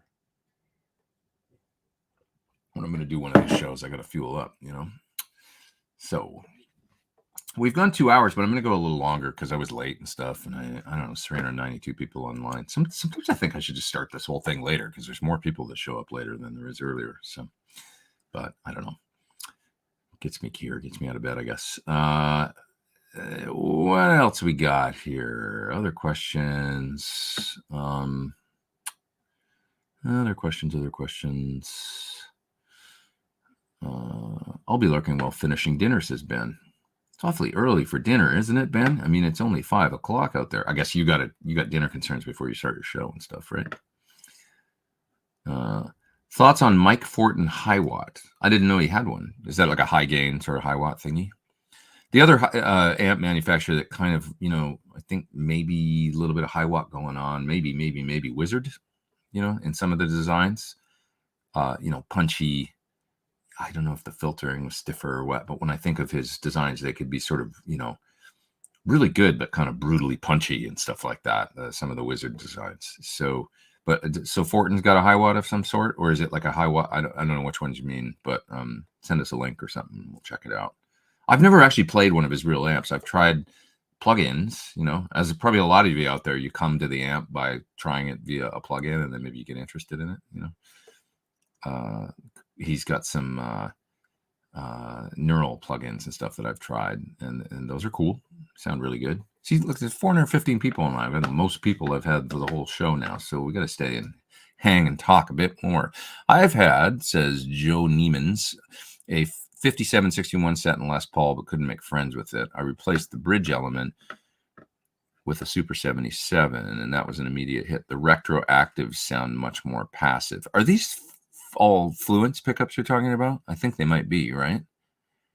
I think maybe. I think. Entropy says, I've been following you since I discovered your eruption tutorial in 2019. Man, that thing was really helpful. Sometimes you do things in life and you don't realize that they're going to have this, it's really cool now with the internet. The one great thing about the internet is you can do things that takes you all the way around the world that you don't necessarily like even realize when you're doing it that that's going to happen. Like, you know, it's not like, oh, you made a record with a big budget or even a small budget and then a label released it and then something, oh, we had a hit or whatever. It's more like you do this like BS in your in your apartment or whatever when you're like younger and you just create something and then you put it out, but it somehow gets out there, like, you know, and it didn't cost you a dime, you know, other than your time. And that's a really neat thing about, you know, the internet these days, is how that can happen. But it always fascinates me. With that, yeah, that eruption tutorial, a lot of people found it at least interesting enough to watch or useful, I guess. So I'm happy about that. Some people would ask me if I would do an updated version because it's so kind of shitty looking because the way that I did it on my 2006 iMac using the internal camera and stuff, you know. But I think it's charming, and like I did it once, so I'll never do it again. You know, it is what it is. So, yeah. Okay, what else we got? Well, that's interesting. I didn't know this. Something about EMGs. Silver logo is the 81. Gold logo is the 85. So this is gold. So this is an 85. I was right. SA 85 set. And I believe the 85 is the lower output kind of, you know, at the time was there more, you know, PAF output pickup or something, I think, right? I think, because that's what I wanted in this. Just wanted kind of like a standard set, you know, not something super hot or anything. Sasha Boo Boo, what's up? I don't know why I said your name like that. Sasha Boo Boo, ever play an old rolling guitar synth or run a guitar through a Moog, Odyssey, or other high-end synth filter? I have played, I don't remember where or when, but I remember the original in the Roland guitar and like the 300, GR300 or whatever. I remember messing with those. Neat. If you've seen my video, I did a video on the, what the heck was it? The Fishman triple play system, which is a MIDI over USB pickup. Did it probably 6 years ago, and I really actually enjoyed it. Man, I got to say the thing was a pain in the ass to set up. Like getting the not the pickup on the guitar so much. That was a little difficult to set up, but the USB to your computer thing, and then the getting the sample libraries installed was hellacious, I will say. But wow, did it ever sound good? It was the East-West sample library. I mean, I could plug it in and MIDI up and get Logic sounds happening, no problem. And some of the sounds in my video that I made for it are that, like some of the basses and stuff like that. That was easy, but I really wanted to try their sample library. I couldn't figure it out. I couldn't get it installed. So I had one of their guys do the screen takeover thing where, you know, like remotely they take over your computer and they get in and he did all the file hierarchy and stuff of installing the East-West sample libraries. No way I could have done it without his help. It was incredibly difficult. So that's the one thing I'll say about that. But man, did it ever sound good. Like some of their sounds were just amazing once you got it installed right. So yeah, that's a difficult thing, man. The you know, the company that has it together the best with their sample libraries and their installing of plugins and updating plugins and stuff, because this stuff drives me crazy. But TuneTrack, we got to give it up. You know, they're the makers of Superior Drummer as well as Easy Drummer, and they make Easy Keys and Easy Mix and all that stuff and sample libraries and stuff. Man, their installation, and you know, when you buy something from them and their installer thing, and it's its own app. Most of these companies, IK has one now. Most of them have their own sort of you know, installer thing that lets you install the plugins and then update them if you need to make updates and stuff for new operating systems, or if they add sounds to your existing product. TuneTrack, the best. Couldn't be easier. Works perfect every time. Just great. And I think a lot of these companies need to, you know, they'll put a lot of time into the product and doing stuff, but maybe, you know, they fall a little bit short into that's just as important, like that ease of use thing, getting it installed, you know, when you're doing MIDI stuff. But anyway, long story short, it worked quite well, the triple play thing. Pretty brilliant. You know, I really enjoyed it. And some of the sounds I could make, like it's all in that video, the video that I did. If you watch it, I should go back and listen to it. I haven't heard it in a long time, but I know I liked it. I remember the first thing I did was when I got it set up was learn Strawberry Fields and play the Mellotron part at the beginning in a little like Instagram video. And it sounded like, man, that sounds good. It's so fun. But anyways, somebody asked me about LPD pedals. Unfucking believable. Try LPD pedals. I have not. I don't think. Are you back to your original touring schedule? Not really. I just did a tour earlier this year, but I don't have anything else on the books right now. So we'll see.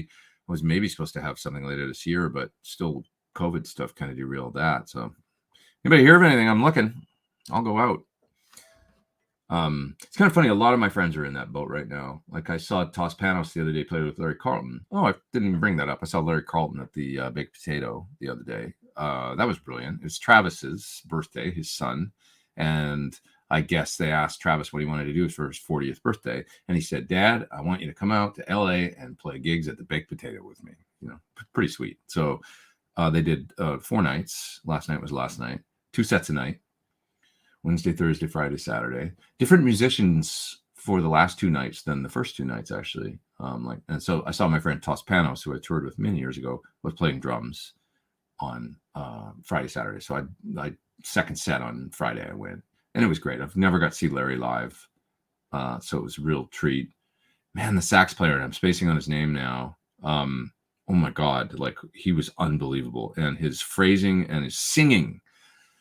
Oh wow, he's like one of the greatest blues singers I've ever heard in my life. He was unbelievable, like unbelievable singer, unbelievable sax player. That actually, you know, to be honest, he left. I mean, everybody was brilliant; they're all incredible musicians, but he left the biggest impression on me. I was just like, God, if I could phrase like that. I know what it's like after seeing somebody like that to think like when you're like Holdsworth, you know, and you were like, I just want to play like a sax player. When I saw this guy, I can understand that. Like when you're sitting there listening to him, just going like, man, that guy is the freest, you know, like with his singing, he would sing and he was such a free, amazing blues singer. And then when he played sax, it was like exactly the same, you know, there's no technique barrier there with the saxophone between its voice. And it's just like your pure ideas coming through the instrument is what I'm trying to get across. Like, wow, really great. And Toss was brilliant on drums too. And it was great to see him. But my point was that Toss said, dude, this is the first gig I've played in. I think he said I've done 3 gigs in like 2 years. This is like, he's like, it felt like a fish out of water. Of course, he played brilliantly. He's an old pro. But he was saying, yeah, a lot of us guys, like, you know, if you're a little bit older, like, you know, COVID, you end up staying home doing stuff. Like most of the people I know that are on the road right now and touring and stuff are like all my younger friends, you know, that are in their 20s and stuff. They're out doing it and they've got pop gigs and they're out doing that. Those people are going like full force right now. But a lot of us older guys, we're going, well, is it over? You know, I mean, I'm sure we'll all, you know, do things again and stuff. But it's like, I did go just do, you know, whatever, 6-7 weeks in the UK and then got back like, you know, whatever, end of February. So, but we'll see what the rest of the year brings. You know, you never know. Yeah, it's been a weird few years, man. Jeez, you guys, holy hell. I was really looking forward to coming here today, by the way, and talking with all of you because just on a mental health level, I needed to do it. It's just been a heavy, you know, this week, I don't know. So it's hard right now, man. It's like, right? Am I crazy? You know, without getting too into it, but talking about this stuff, I mean, I was like, I need to go talk with the guys on the show today. I need my Sunday show today because it's just thinking about guitars and speakers and tubes and effects and stuff for a minute, pickups and cable capacitance and stuff. It's the ultimate, you know, great distraction, I guess, for all of us in many ways. And it's really nice. So, yeah, geez, what a crazy time it is. But John says, have a great week. Hey, man, to you too. On that note, you know, have a terrific week. Hang in there. Please come back next week. And we've talked about a little bit about everything today. We've talked about EMGs and active pickups and you know, delays and reverbs in the same pedal and pooping our pants and all kinds of things. It's been a mixed bag, but you know, that's what you come here for, right? Yeah. Guitar chat is therapy. It really is. Playing guitar is therapy. I'm getting ready to go do a course that I'm going to go film up in Vancouver, BC pretty soon. And that's therapy, because I've been, not just doing work like writing tracks and doing pedal demos and videos and things, but I'm actually like playing a little bit of my own music and practicing and stuff again in here. So it feels good. When I don't do that enough, I get weird. And then like when I start doing it more, it's like, oh yeah, this is very therapeutic. It's like part of me, that's I remember hearing a story about John 5 and him saying, that he plays guitar as a he was very honest about it, like almost as a therapeutic, like he needs to do it every day to maintain his sort of sanity or stability. It's the thing that he goes to for his, to kind of like, because there's something about it where you have to completely immerse yourself in it, and you do tend to forget other things going on if you're really in it, if it can transport you there. And whether you're practicing or working on a song or you're in a part, it's immersive, and that's a great feeling, to be immersed in something, and it's a great resetter. Nonsense says bye. He's got to go. What's this? Got a 69 Marshall 412, one original 69 G12H 30, 55 hertz, 177 G12M blackback, and 2 JBLs. You don't like any of it? Or you like the other ones and you just don't like the JBLs? Thinking of swapping the JBLs to a Heritage G12M 75 hertz and Heritage G12H 30, 55. Seemed like a decent choice. Okay, so these are all different speakers, or you've got a 69 Marshall 412. You've got one original 69 G12H 3055, 177 G12M blackback, and 2 JBLs. Thinking of swapping the JBLs to Heritage G12M 75 hertz and Heritage G12H 3055. I'm not sure exactly what you're doing as far as like, are these all individual speakers, or you mean you've got one 69 cabinet that's totally loaded with a full set of G12H 3055s? But anyway, the JBLs, it's so different than the Celestions, honestly, that if you consider yourself more a Celestion kind of dude, I would just be like, you probably don't need the JBLs. G12M 75 hertz and G12H 30 55 hertz, both great. The G12H 30 55 is that Hendrix thing, kind of full, and then the G12M 75 is obviously duping the more like a standard greenback thing. It's a good speaker. The only problem with it is that it's kind of low on the, I think it's 96 dB efficiency, those G12M 75. So if you're blending them, it might seem quiet compared to the big magnet G12H 30 55 hertz. So I don't know how good it'll blend. To be honest, I would probably just go in the modern Celestions, I prefer, I think, the standard G12M. I've always liked it. Just the regular 75 hertz G12M, the regular one. They make them in England again now, I think. That's where they're made. It's just the regular old G12M greenback over the Heritage. The Heritage is cool. It had a slightly sort of smaller sound to me. I don't know how to describe it. It could just be the volume too, that it wasn't as efficient, but they do sound good. And the lower efficiency does tend to work well with plexis, because it's like a plexi so damn loud that if you can shave a dB off, it's kind of helpful. Like if you compare side by side a Heritage G12M loaded 412 with a standard greenback loaded 412, or certainly like a V30 loaded V12, that Heritage cabinet will sound noticeably quieter to me. So all things considered, if you got a loud amp that doesn't have a master volume, that's a nice thing. It does a good thing. But the tone of it just didn't. I think the standard one sounds closer to the old ones to me. I don't know why. It just did. Or at least I just like the sound more of the regular greenback. So that's long-winded, but yeah. I would probably recommend you, if you're going to blend them in a cabinet, no matter what, the G12H30 is going to be a little louder, and it's going to be less of a discrepancy or a difference in the two different volumes or efficiencies of the speakers if you just use one of the standard G12Ms over the Heritage. This is consideration. Yeah. Okay. What else we got here? Any opinion on the DiMarzio Cruiser pickup, the one Andy Timmons uses in the neck? You'd have to ask Andy because I'm not familiar with it. I haven't tried it actually. I believe it's a double rail situation, right? So that's something that I haven't got too into. Most of my single coil experience would be the Sirs, Duncans. I have a set of Ron Ellis in that blue guitar I showed earlier. These EMGs.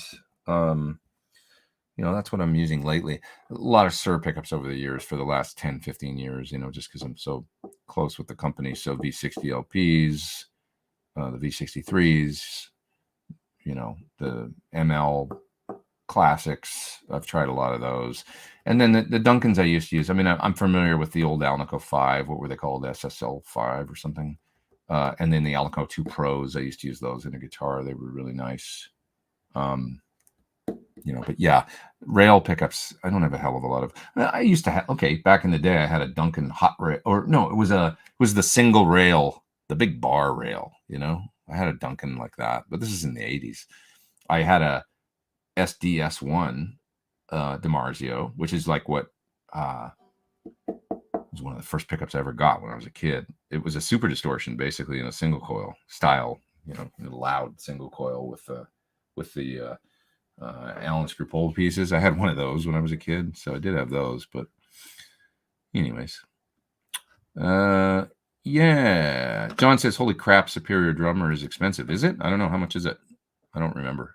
I've had it for years, so it's badass though. But to be honest, if you haven't started with them and you just want to get a drum program, just get Easy Drummer 2, because it's a way to ease into it, and it sounds great. Easy Drummer 2 is great, and I still actually use it for some things. It's kind of like Superior Drummer Lite, and for many people it'll be just good enough. It's complex enough. There's a mixer in there the same. You can mix all the individual, the snare, the kick, the overheads, the room, and the effects and stuff. There's and it's got the same very similar sort of browser, and you can also buy expansion kits for Easy Drummer, metal, alternative rock, folk, whatever you want to do, so it's real similar, and you can see if you like it. And then Superior is deep. It's a little more deep. It's still easy to use, but it might seem overwhelming if you got it first. I would say get Easy Drummer first, and it's less money, easier to use, less options, and maybe that's a good thing. Lauren says, if I switch out my 16 ohm G12M for an 8 ohm, will there be any sonic difference? I don't really think it's worth worrying about. Is this in a 112?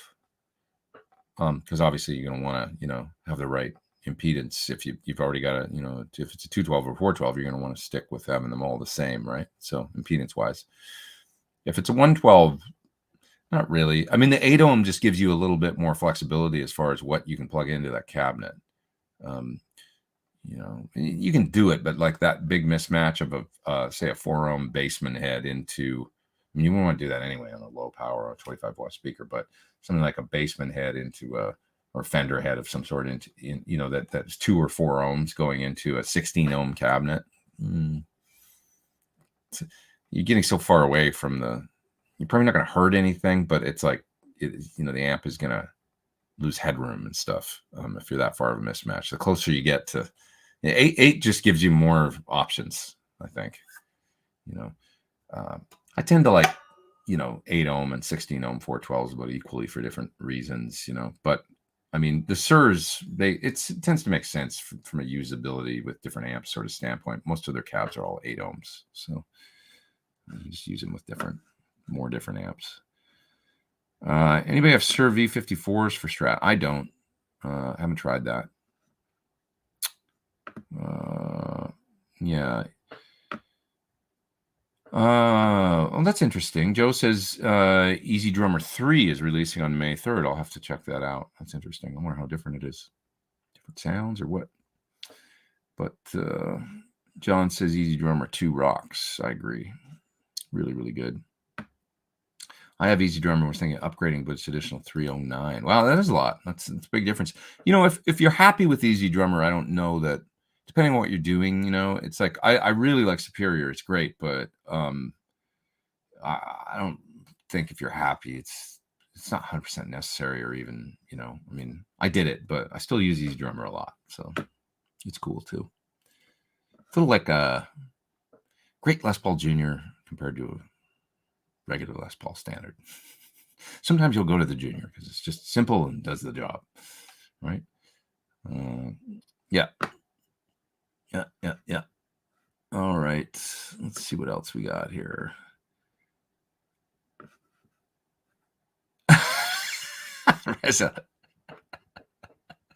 Who else would buy a t-shirt that says, what else we got here? I just said it. Oh, when people do that to me, now I'm going to think about it every time. When I was just arriving in LA from Canada, I said a lot, like a lot of Canadians. And I had a roommate that used to do that to me every time I would say it and point it out, you know. And within a year or two, I didn't really say a anymore.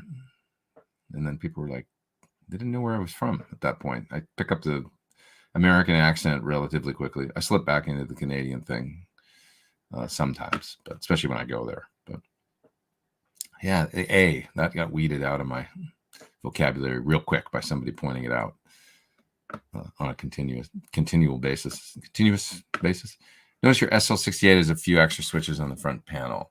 So what did they do? Yeah, so the amp, we decided to, I'm kind of their guinea pig for a lot of things. I mean, that's the very first SL68 ever made, actually. So, you know, consider that. But it was actually an idea of John's and mine that, you know, he's like, I'll make you a plexi. And I was like, okay, well, let's do it like this. And kind of came up with the idea. So that amp is test bed, really. So what it has in it is a switchable bright cap.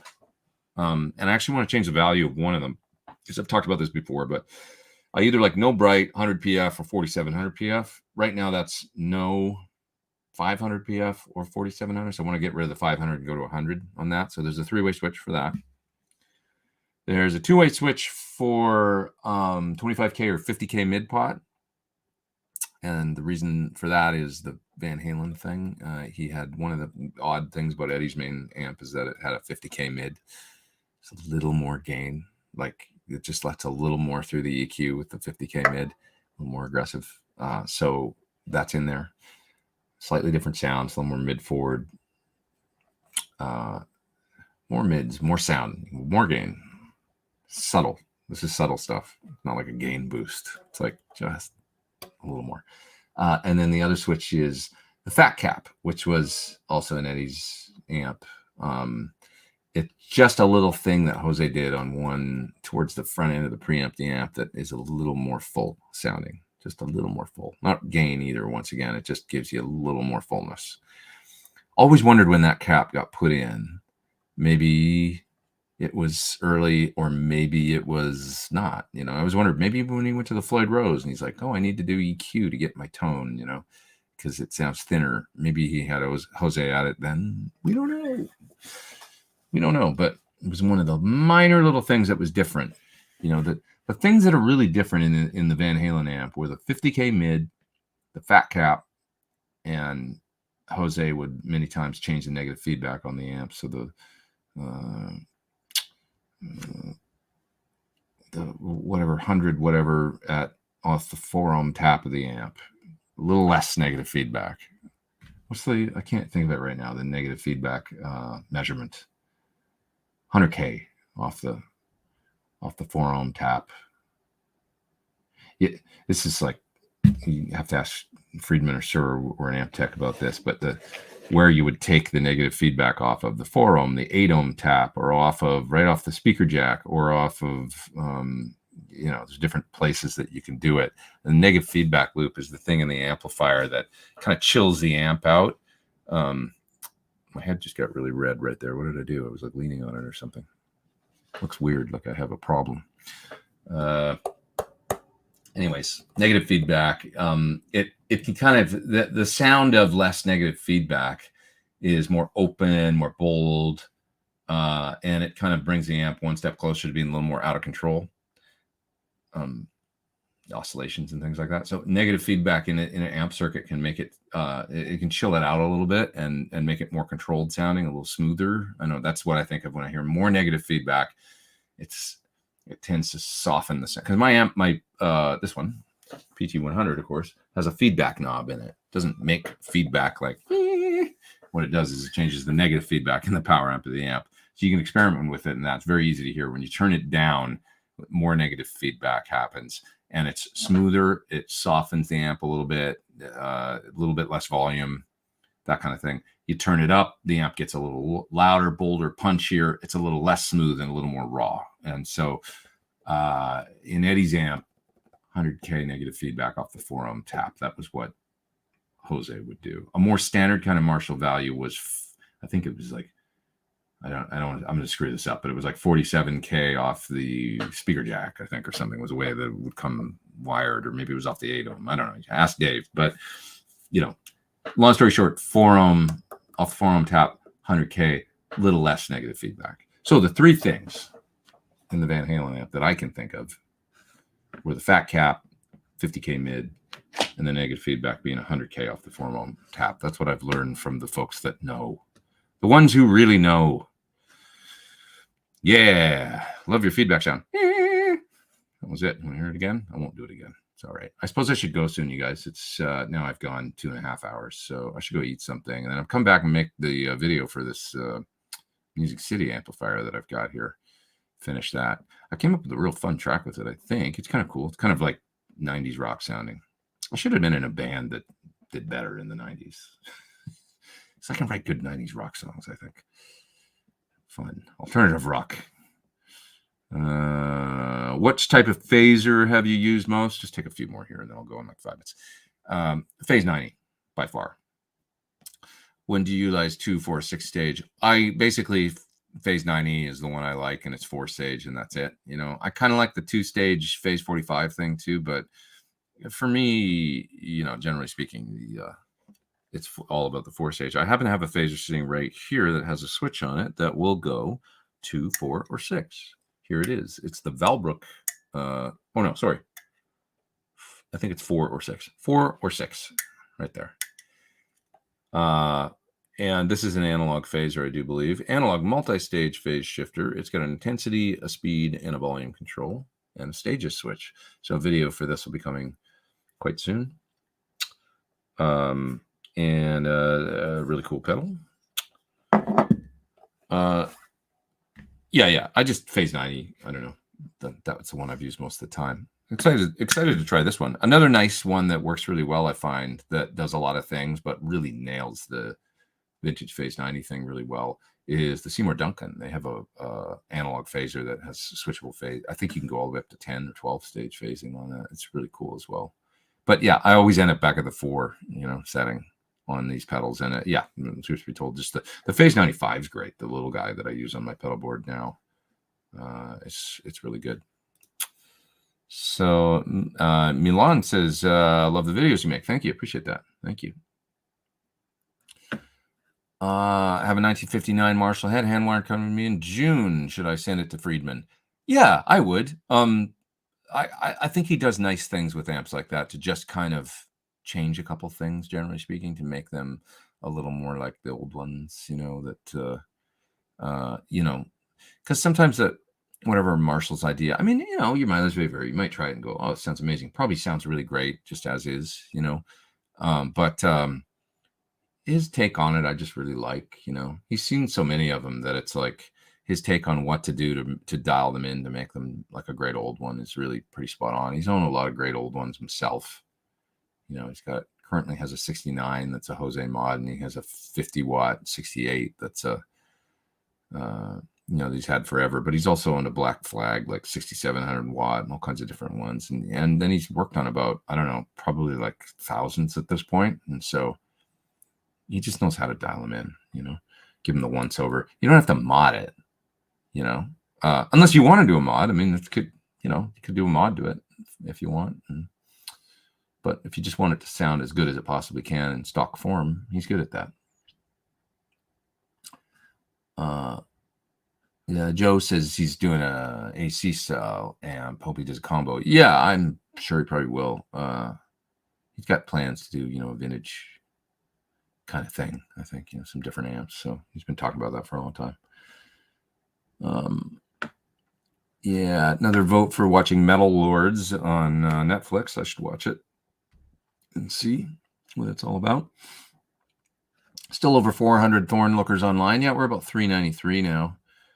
So, I like to stay here and hang out. And thank you guys for being here week after week. I really appreciate it. Thanks for everybody for all the super chats, and please hit the thumbs up as well, before you sign off. Helps to spread the video far and wide on the internet. Keeps me going. Let's see what else. Do I ever get bored of guitar gear? Says Neil. Yeah, I don't get I need little breaks from it, but I come back to it pretty quickly, and it's still I still get jazzed about it. I get exhausted trying new things a lot, but that's part of what I do now. And if you would have told me when I was 14 that this would be what I would be doing now, I'd be like, you got to be kidding me. That sounds like heaven on earth, So I have to keep that in perspective because I'm pretty lucky to get to do what I love, right? So, I just like anybody, I need balance in life. I got to go, outside and ride my bike and, get a little balance, and I can come back to it and feel really great about it. So, and gear is one thing. Music, I never get tired of. So, it's nice to not think about gear a little bit and sometimes just discover the joy of playing the notes, and use what you've got and all that, and not, so I just need little breaks from talking about gear and stuff. But part of it for me has always been talking about gear and pedals and, hanging out in music stores. And I was always fascinated with the gear, right? Like a lot of you guys out there. So I think, you just need a balance in life. That's all. It's kind of that's like saying almost do you get tired of eating? It's like, yeah, if I'm full, if I've been eating a lot, I might want to, over a couple of days, I might want to take a break. I just want to eat light today. But it is really like the air that I breathe almost. So I don't know how else to describe it. I don't know what I'd do without it. It's, so. Can we talk about the Inca silver pickups yet and the pick guard? Not yet, actually, Paul. It's just going to be a minute because I can't really say on my guitar, you're talking about my prototype that I have over there. Which is, was kind of based off of this color combo and stuff. But yeah, I'll tell you more soon. Let's see. Soon. You would have been great in the Verve pipe. Yeah, man, I wish, I don't know. Had things been different, But I like where my life went. It's all good.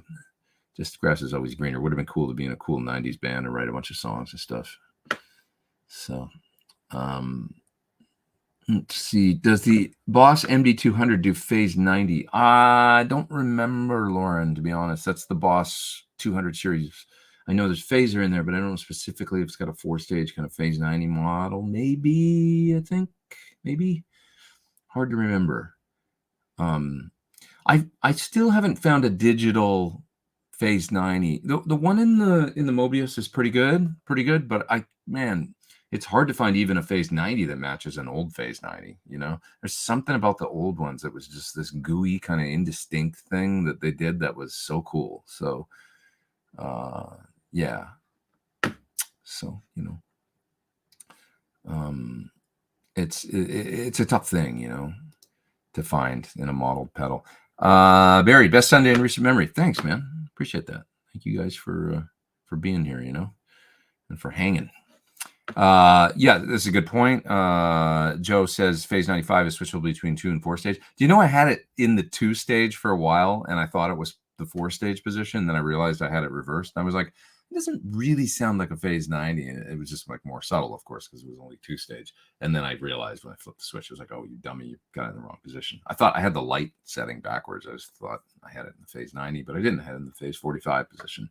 Anyways, yes, it's one of the better, sounds like really accurate to me to an old phase 90. At least I have one old 70s phase 90. I have a 74 custom shop phase 90 too. I have a couple 90s phase 90s, and the little guy, the phase 95, to be honest, is I think my favorite next to my old one.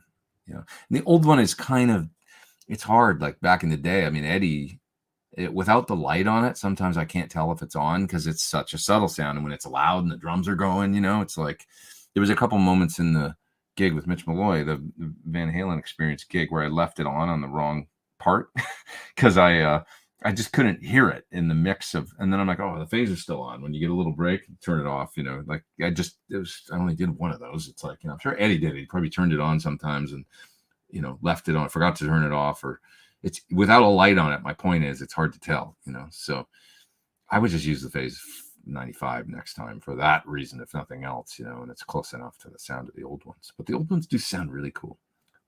Really cool.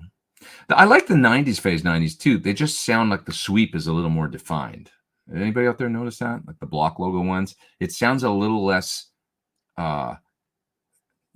like the old ones just have this mojo to them where the sweep is it's just this warm, gooey thing. And then the 90s ones are a little more defined. Like it's like you turned up the depth a bit or something on them. And I don't know how else to describe it. There's just a certain thing to the sound. Oh yeah, this is nice. Brooks says, just a shout out for Alex Lifeson's new project, Envy of None, just dropped on Friday. Sounds really good. What I've heard, I just heard clips on Instagram and stuff, and I really want to listen to it. Female singer, right? Kind of like modern, and like the guitar sounds really beautiful on it. I'm totally stoked to listen to the whole record. Actually, really neat to hear him do that. It is something total departure, but I really like what I've heard. Sounded like, ooh, I want to hear that whole thing. So yeah, you just reminded me. I gotta listen to it, the whole thing. How would you compare the clean on the PT-15 to a Bella? It's basically the same. It's really similar. John could tell you if there's any difference, but it's derived from the Bella. So I would say that it's, if anybody's wondering, it's a basically Fendery clean, but it's a little more mid-forward. It's a little more of a balanced clean than the scoopy, bright, black face style Fender amp clean, if that makes sense. So the PT-100 clean is a little more the original Fender, like a 60s Fender style. The both the Bella and the PT-15, to me, it just sounds a little more like there's a little more mids. Not a ton. It's like they can sound really similar, but they do sound different. And it's a really nice channel with pedals and stuff. It's cool, So, yeah. Just got to say, this is like church for us guitar players, says Paul. Yeah, dude, me too. It's like going to church. I love hanging with you guys, and I learn things every week. So, Metal Mike says, how you doing? I'm doing okay, man. Better since I've been here with you guys. It's always good to be here on Sundays. Phase 100. So Phase 100, I think it's 6-stage, right? Or does it have the switch to switch between stages? I've never owned one, so I know there's it's at least a 2-knob pedal, if not 3, right? I just can't remember right now, but it's more stages. Yeah, anytime I try more like 6, 8, 12 stage, I don't know. I just always come back to the 4-stage, because like the Duncan pedal I tried it, you can do that on it. You can switch it up to more stages and stuff, and it's cool. But I don't know, just like I like 4-stage phasing. I just said it's a Van Halen head. That's all. So. And it sounds really nice for clean kind of stuff too, 70s sounding clean parts, kind of funky stuff or whatever, different parts. It's just phase 90 at a faster rate. It's cool. Somewhere between all the way down and halfway up is just great on a phase 90. Favorite small gigging amp? PT-15. I mean, do you mean a combo? Because the PT-15 is pretty, it's a 15 watt, but maybe you mean a combo.